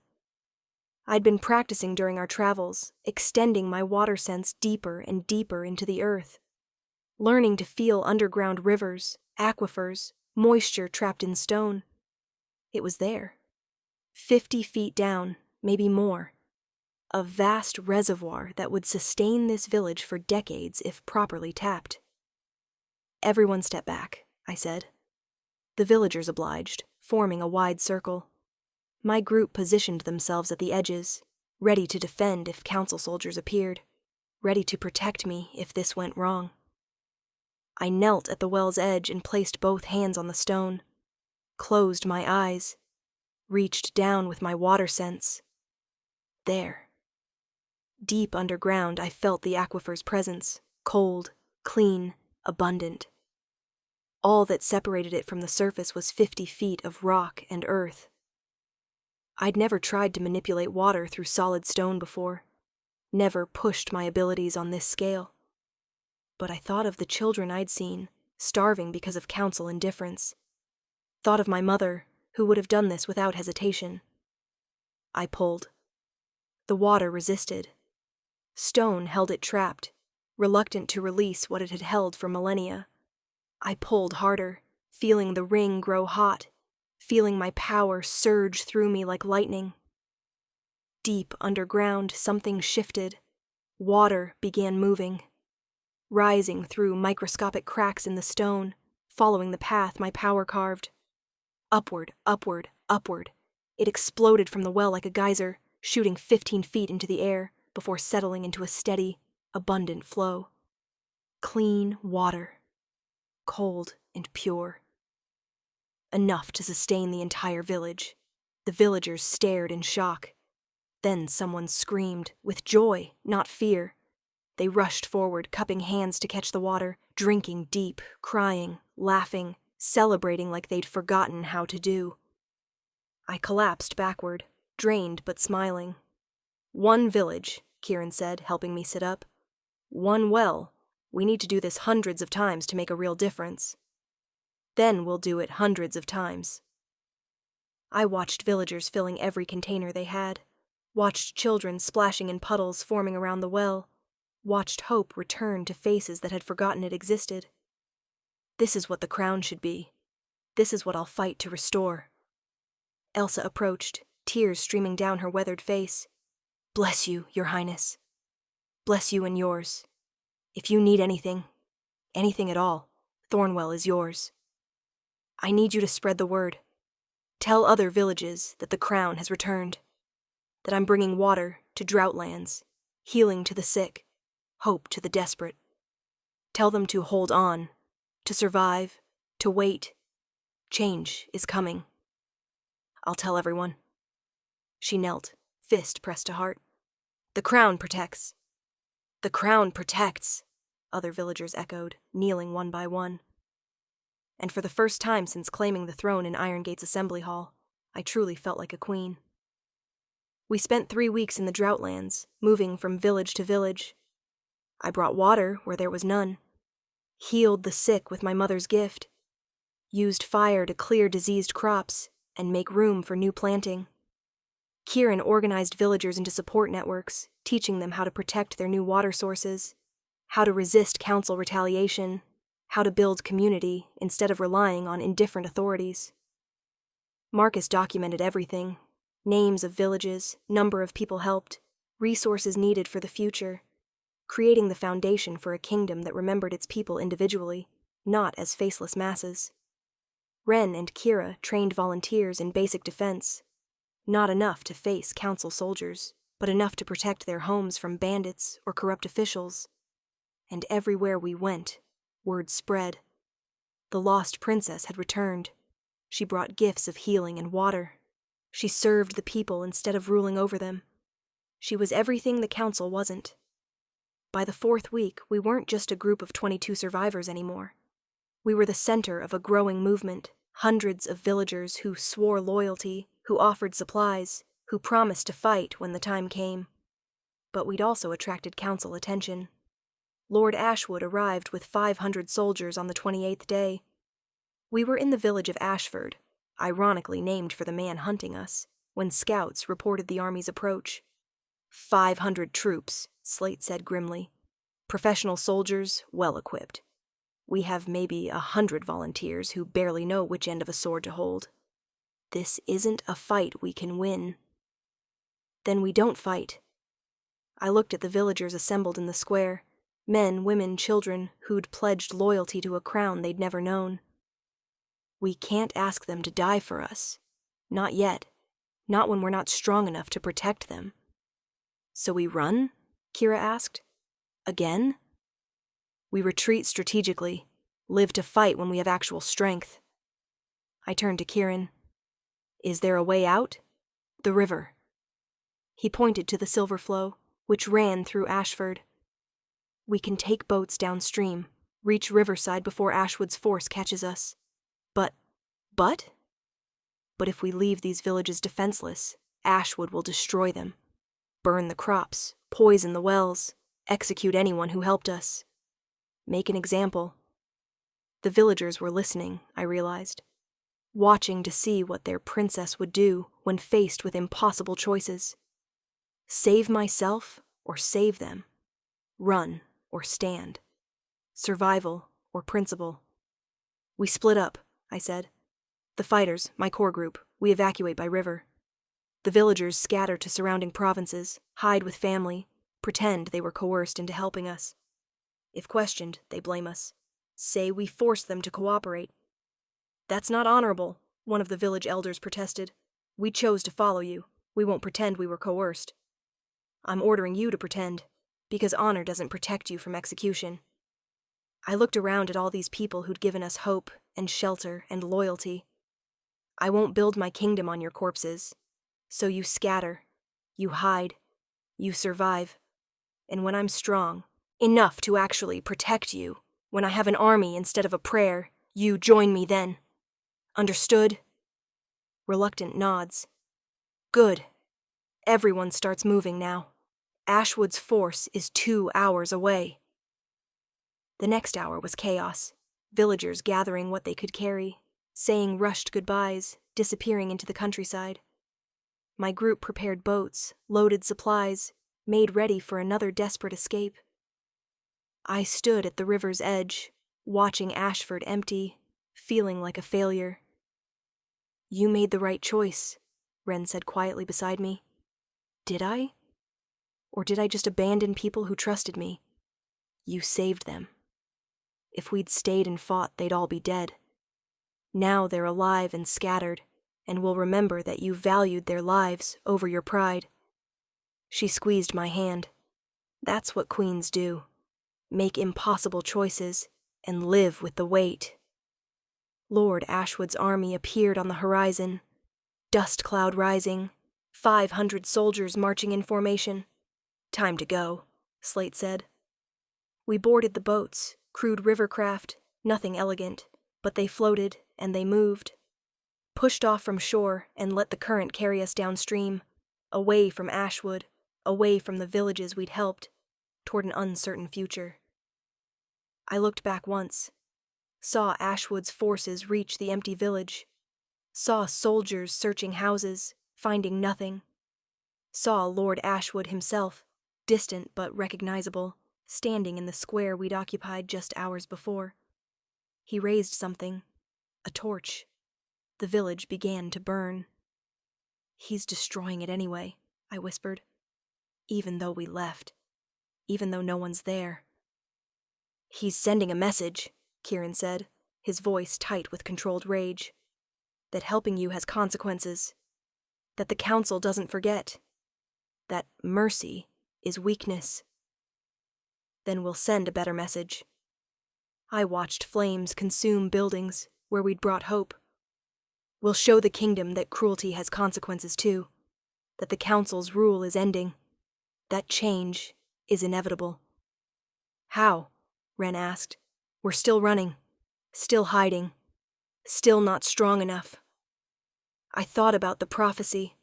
About the child of ash and fire who would heal the broken and burn away the corrupt. About salvation or damnation, rebirth or ruin. I'd been trying to be the salvation. To show mercy.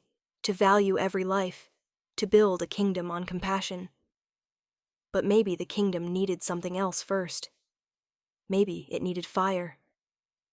We go back to Riverside, I said, watching Ashford burn in the distance.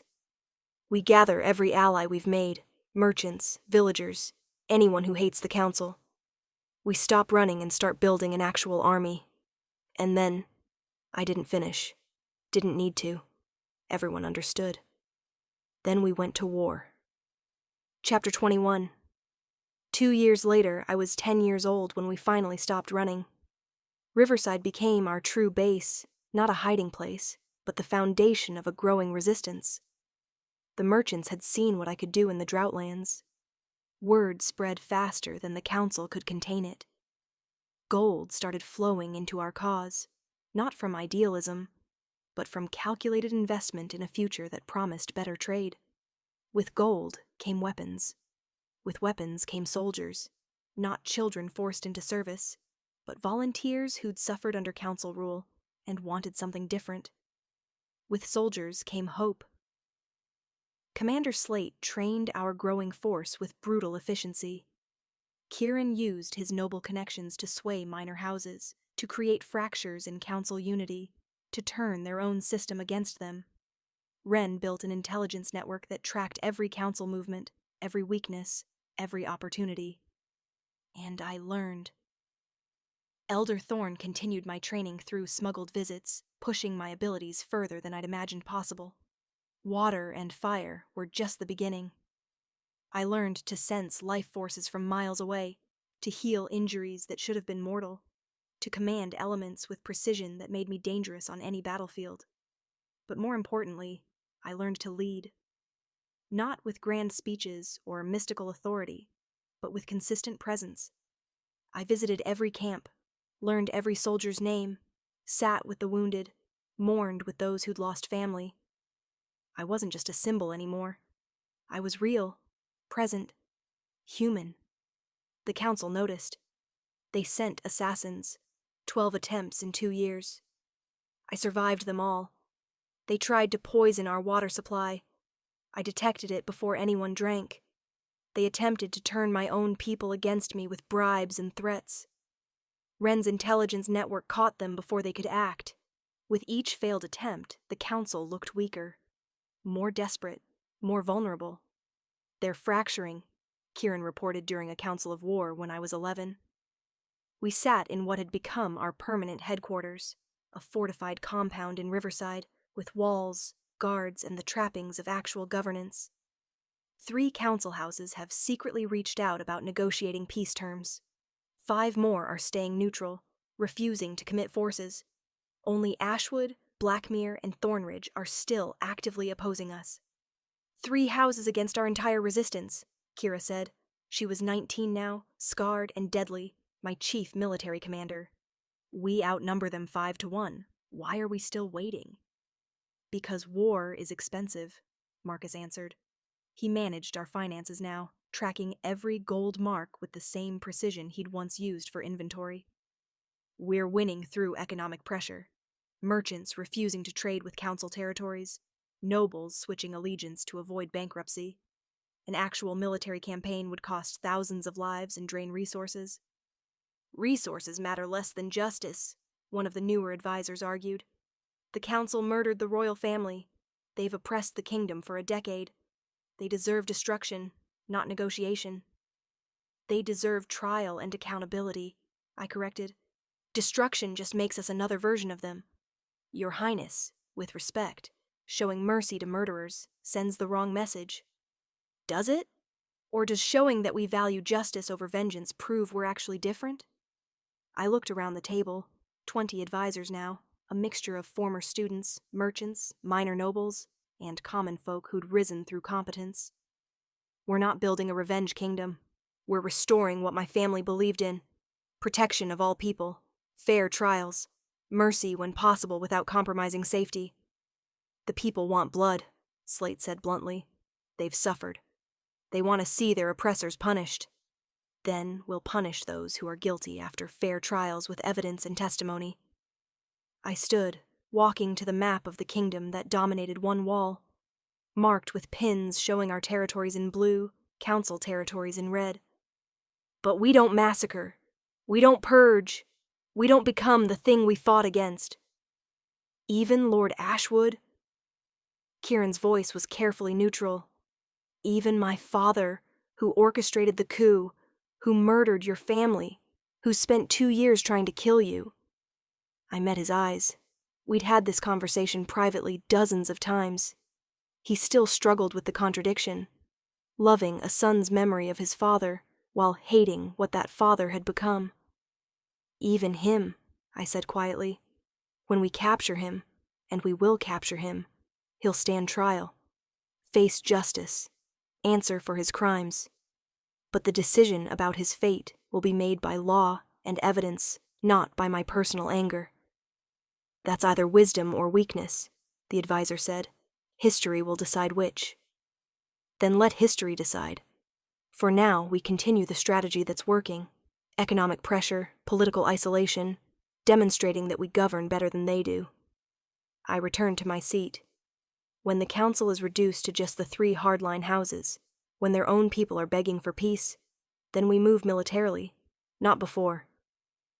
The meeting continued for another hour. Reports on recruitment, supply lines, diplomatic overtures, intelligence on council movements. The endless details of building a kingdom from resistance. When everyone finally left, I remained in the war room, staring at the map. 2 years of fighting, hundreds of lives lost, thousands more disrupted. All because I'd chosen to reveal myself that night at Irongate. Sometimes I wondered what would have happened if I'd stayed hidden, if I'd just endured, survived, remained nobody. Second guessing, Wren's voice came from the doorway. Always. She entered carrying 2 cups of tea. For what it's worth, I think you're doing well. Better than most rulers twice your age. I'm 11, Wren. I should be learning mathematics and playing with other children, not commanding armies. Childhood is a luxury you didn't get. None of us did. She sat beside me. But you're making sure the next generation does. That matters. Does it matter enough to justify the cost? Ask me in 20 years. If we've built a kingdom worth living in, the answer is yes. If we've just traded one set of tyrants for another, the answer is no. She sipped her tea. But I'm betting on yes. That's a dangerous bet. I've made worse. She smiled. Remember when I bet you'd last 1 month at Irongate? I lost 3 gold marks. You bet on me failing. I bet on reality. You exceeded it. That's called growth. Despite everything, I laughed. Wren had that effect, finding humor in darkness, keeping me grounded when the weight threatened to crush me. Kieran's struggling, I said after a moment, knowing we're moving toward confrontation with his father. I know. I've been watching him. Wren's expression grew serious. He'll do what's necessary when the time comes, but it'll break something in him. Be ready for that. How do you get ready for someone you care about breaking? You can't. You just promise to help them put the pieces back together afterward. She stood. Get some sleep, Your Highness. Tomorrow, you're meeting with the grain merchants about harvest distribution. Exciting kingdom administration awaits. She left, and I remained in the war room, watching candlelight flicker across the map. 2 years down. How many more to go? Chapter 22. The 16-Year Crown. 6 more years, it turned out. I was 16 when everything finally came together. 16 when the council's power had eroded so completely that even the hardline houses began cracking. I'd grown in those years, not just in power, though that had deepened dramatically. I could call storms now, heal injuries from miles away, sense deception with the same gift Kieran's father possessed. My abilities had evolved beyond anything Elderthorn had seen, beyond what the old text said was possible. But more importantly, I'd grown into myself, into leadership, into the role I'd been running from and fighting for simultaneously. The girl who'd been sold for 20 pieces of gold barely existed anymore. She'd been transformed by years of war and governance and impossible choices into someone harder, wiser, more certain. Someone who looked in mirrors and saw a queen staring back. The reports from the northern provinces, Marcus said during morning council. He was 22 now, my chancellor of finance, managing a budget that would have seemed impossible when we were hiding in warehouses. Tax collection is up 30%. Trade has increased. Food security has stabilized. People are calling it the Northern Miracle. It's not a miracle. It's governance.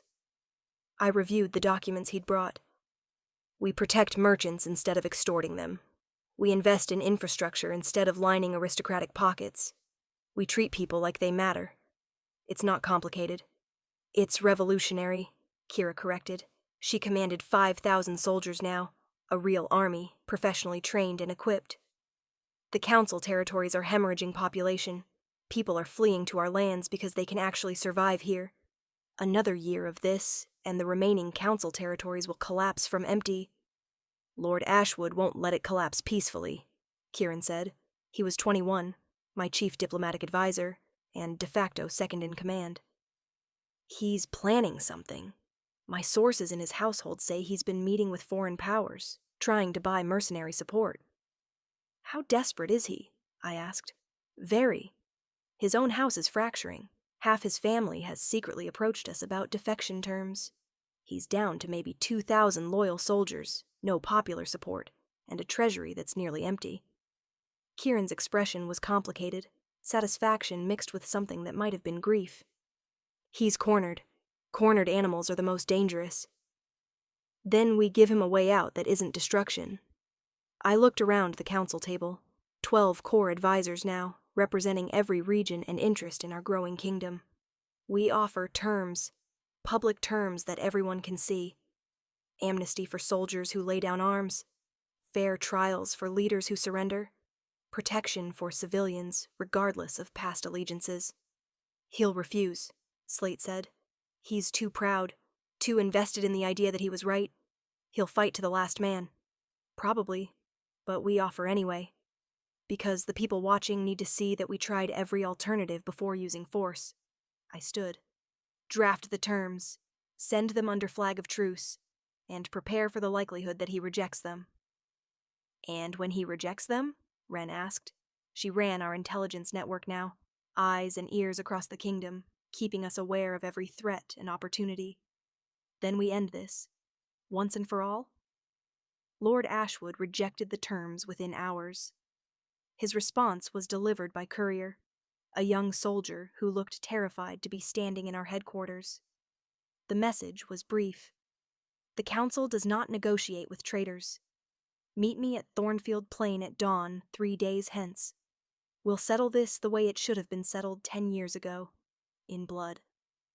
He's challenging you to single combat, Kieran said, reading over my shoulder. His voice was tightly controlled.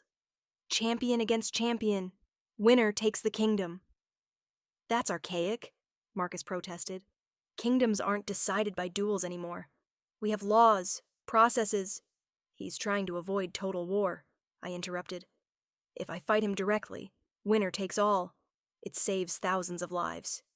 His soldiers won't have to die defending a lost cause. Our soldiers won't have to kill them. It's also a trap, Kira said immediately. He's a trained warrior in his 50s. You're 16. He has decades of combat experience. This isn't a fair fight. Since when has anything about this been fair? I looked at the message again. He murdered my family when I was 6. He spent a decade hunting me. He burned villages that helped me. Fair ended a long time ago. Sarah? Kieran grabbed my arm. You can't seriously be considering this. It's what he wants. One last chance to eliminate you and claim he won honorably. And if I refuse, he'll claim I'm a coward who sends children to fight my battles. He'll use it to rally support, to extend this conflict another year or more. I met his eyes. How many more people die if I refuse? How many soldiers on both sides? How many civilians caught in the crossfire? Don't do this for noble reasons. Do it because you actually think you can win. I thought about my abilities. Fire and water. Healing and destruction. Strategic precognition inherited from my father. Empathic sensitivity from my mother. 8 years of training, of pushing limits, of becoming something the kingdom hadn't seen in generations. I can win, I said quietly, or I'll die trying. Either way, it ends. That's not comforting. No, but it's honest. We arrived at Thornfield Plain at dawn, a vast open space that had once been a battlefield during the Civil Wars 2 centuries ago. Council forces lined one side, our forces lined the other. Perhaps 10,000 people total, watching to see how this ended.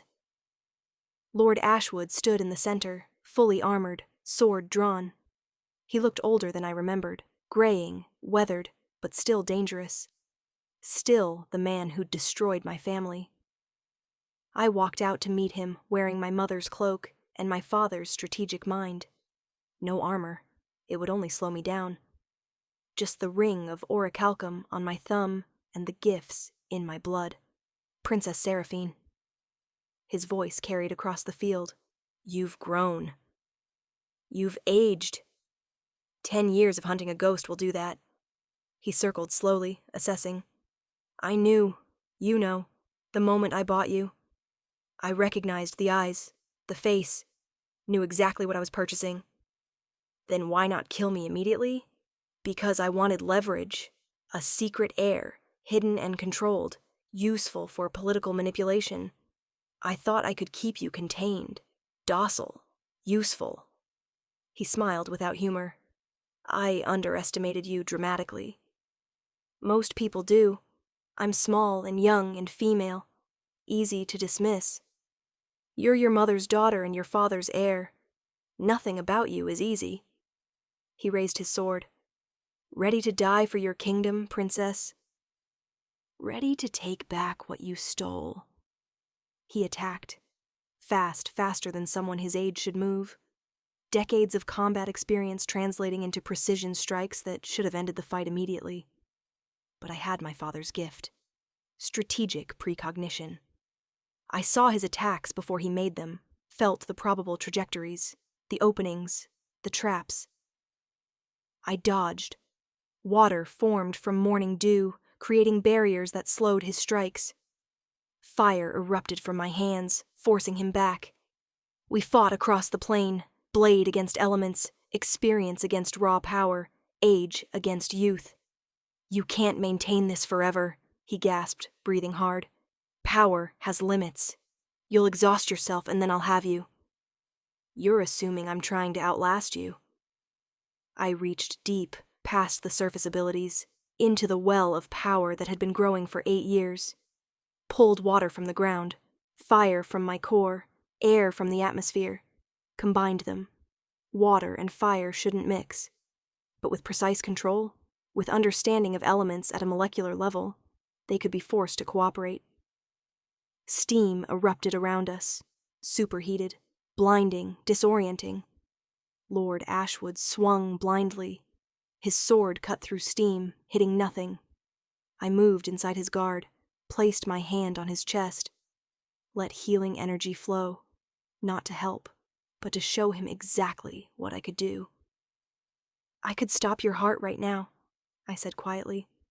Could heal you to death, force your body to consume itself, rebuilding tissues that don't need rebuilding. That's what healing used inappropriately can do. That's how powerful the Luna gift actually is. He stared at me, finally understanding. But I won't, because I'm not you. Because I believe in justice, not murder. I stepped back. Yield. face trial. Answer for what you did. You'll be imprisoned, but you'll live. Your family will be spared. Your soldiers will be granted amnesty. This ends without more death. Never. He swung his sword in a desperate arc. I caught the blade with water, freezing it solid. The sword shattered. Lord Ashwood fell to his knees, weaponless, defeated. "It's over," I said loud enough for both armies to hear. "Lord Ashwood, you are under arrest for treason, murder, and crimes against the crown. You will stand trial. Your soldiers are granted clemency if they lay down arms immediately." Silence stretched across the field. Then slowly, systematically, council soldiers began dropping weapons. Kneeling. Surrendering. Not all of them. A few diehards charged, trying to reach me. Kira's forces intercepted them, disarming without killing. But the war, the decade-long conflict that had defined my life, was ending. Not with a dramatic final battle, with a broken man kneeling in morning mist, and an army choosing peace over pointless death. Kieran approached slowly, looking at his father with an expression I couldn't read. "Father," he said quietly. "Traitor," Lord Ashwood spat. "You betrayed your house, your blood." "I betrayed corruption. That's not the same thing." Kieran's voice was steady despite the pain in his eyes. "I'm sorry it ended this way, but it was always going to end this way. You made choices. They had consequences. Don't pretend you're better than me. Don't pretend your precious princess won't become exactly what she's fighting against. Power corrupts everyone eventually." "Maybe," I said, "but I have people who'll stop me if I do. People who care more about what's right than about being loyal to power." I gestured to guards. "Take him to holding. Comfortable but secure. His trial begins next week." As they led Lord Ashwood away, I finally allowed myself to feel it. The weight lifting, the war ending, the future opening. I was 16 years old. I'd spent 8 years fighting to reclaim a throne that should have been mine from birth. And I'd won. Chapter 23. The Crown of Ash and Fire. The trial lasted 3 weeks. We held it publicly in Riverside's largest square, with witnesses testifying, evidence presented, Lord Ashwood given every opportunity to defend himself. He didn't deny the charges, didn't show remorse, just sat there with cold dignity, accepting his fate. The verdict was unanimous, guilty on all counts. The sentence was life imprisonment, not execution. I'd argued for that against fierce opposition. "He murdered your family," Kira had protested. "He deserves death." Death is easy. Life imprisonment means watching the kingdom he tried to destroy flourish without him, means living every day, knowing he failed. I'd looked around the council chamber, and it means proving we're not governed by vengeance, that we value life even when it's inconvenient, even when ending it would feel satisfying. That's what separates us from them. They'd voted with me. Barely. Lord Ashwood was escorted to a secured fortress in the northern mountains, comfortable enough to not be torture, isolated enough to never threaten anyone again. Kieran watched him leave with an expression like grief. "You did the right thing," I told him afterward. Standing against him, testifying, choosing justice. Doesn't feel right. Feels like I destroyed my own father. He destroyed himself. You just refused to be destroyed with him. I took his hand. That's not betrayal. That's survival. Will I ever feel okay about it? Probably not, but you'll learn to live with it. That's what survivors do. He squeezed my hand once, then left to grieve privately. I stood alone in the empty council chamber, looking at the maps, the documents, the endless evidence of 8 years of war. It was finally over. The council had dissolved. Their territories absorbed into a reformed kingdom. Their corrupt practices replaced with laws that protected everyone equally. Their legacy being systematically dismantled. But victory felt less triumphant than I'd imagined. My coronation was scheduled for my 18th birthday, 2 years in the future. Old traditions said royal heirs needed to reach majority before formally claiming the throne. But the kingdom needed governance immediately. So we created an interim arrangement, a regency council that would handle daily administration while I continued learning, growing, preparing. "It's not weakness to acknowledge you need more time," Elder Thorne said when I'd expressed frustration about the delay. "Your grandmother was 23 when she was crowned. Your mother would have been 20. Even with all your gifts, you're still only 16. Give yourself time to be ready." So I did.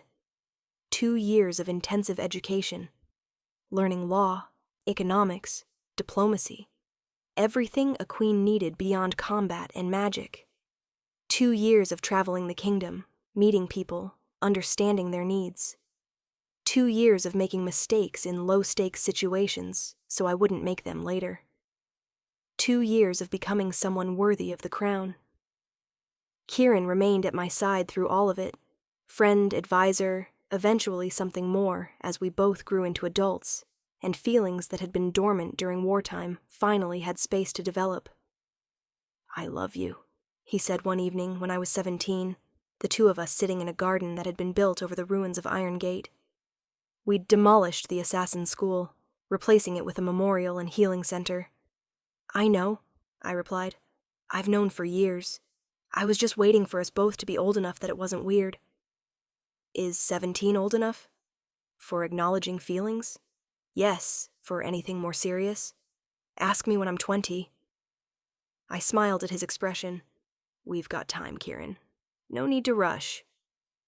Says the girl who led a revolution at 8. That wasn't by choice. I'm choosing to take it slow, to let us grow together without the pressure of war and survival and impossible circumstances. I took his hand. "That okay with you?" "More than okay." He kissed my forehead. "I've waited this long. I can wait longer." My 18th birthday arrived with ceremony and celebration. The coronation was held at the rebuilt royal palace, not the old structure where my family had died, but something new. We'd incorporated elements of the old design, honoring history while building forward. I walked up the aisle wearing robes of blue and silver, the royal colors. My mother's cloak, cleaned and mended, flowed behind me. The ring of orichalcum caught torchlight, gleaming with ancient power. The crown placed on my head was neither my grandmother's ornate original, nor the simple one made by common people. This was a combination. Precious metals and gems donated by nobles, but worked by common craftspeople. A symbol of unity between all parts of the kingdom. "Princess Seraphine Aldrich," Elder Thorne intoned. She'd lived to see this day, though she was ancient now, held upright by sheer will. "Do you swear to protect this kingdom and its people? To rule with wisdom and compassion? To remember that the crown exists to serve, not to dominate?" "I do so swear." "Then rise, Queen Seraphine I. May your reign bring healing to what has been broken, justice to what has been wronged, and hope to those who have forgotten it exists." The crowd erupted. Thousands gathered in the palace square, millions watching from across the kingdom via methods we'd developed to share information widely. I stood before them, no longer the frightened 8-year-old sold for gold, not even the 16-year-old warrior who'd fought on Thornfield Plain. I was 18, fully grown into my power and purpose. I was a queen. "My family was murdered 10 years ago," I said, my voice amplified by water weavers who carried sound across the crowd. "The kingdom descended into chaos, then into brutal order under the council. We've spent a decade clawing our way back from darkness. Today, that journey ends. Today, we begin something new. Not a return to the old ways exactly, but an evolution. A kingdom that remembers what worked, learns from what failed, and builds something better. I am Seraphine I. I carry the gifts of my ancestors, healing and destruction, water and fire, empathy and strategy. But my greatest gift is you, citizens who refused to give up hope, soldiers who fought for principles instead of pay, Merchants who invested in future instead of present. Children who survived and built something worth surviving for. This is our kingdom. Not mine alone, but ours together.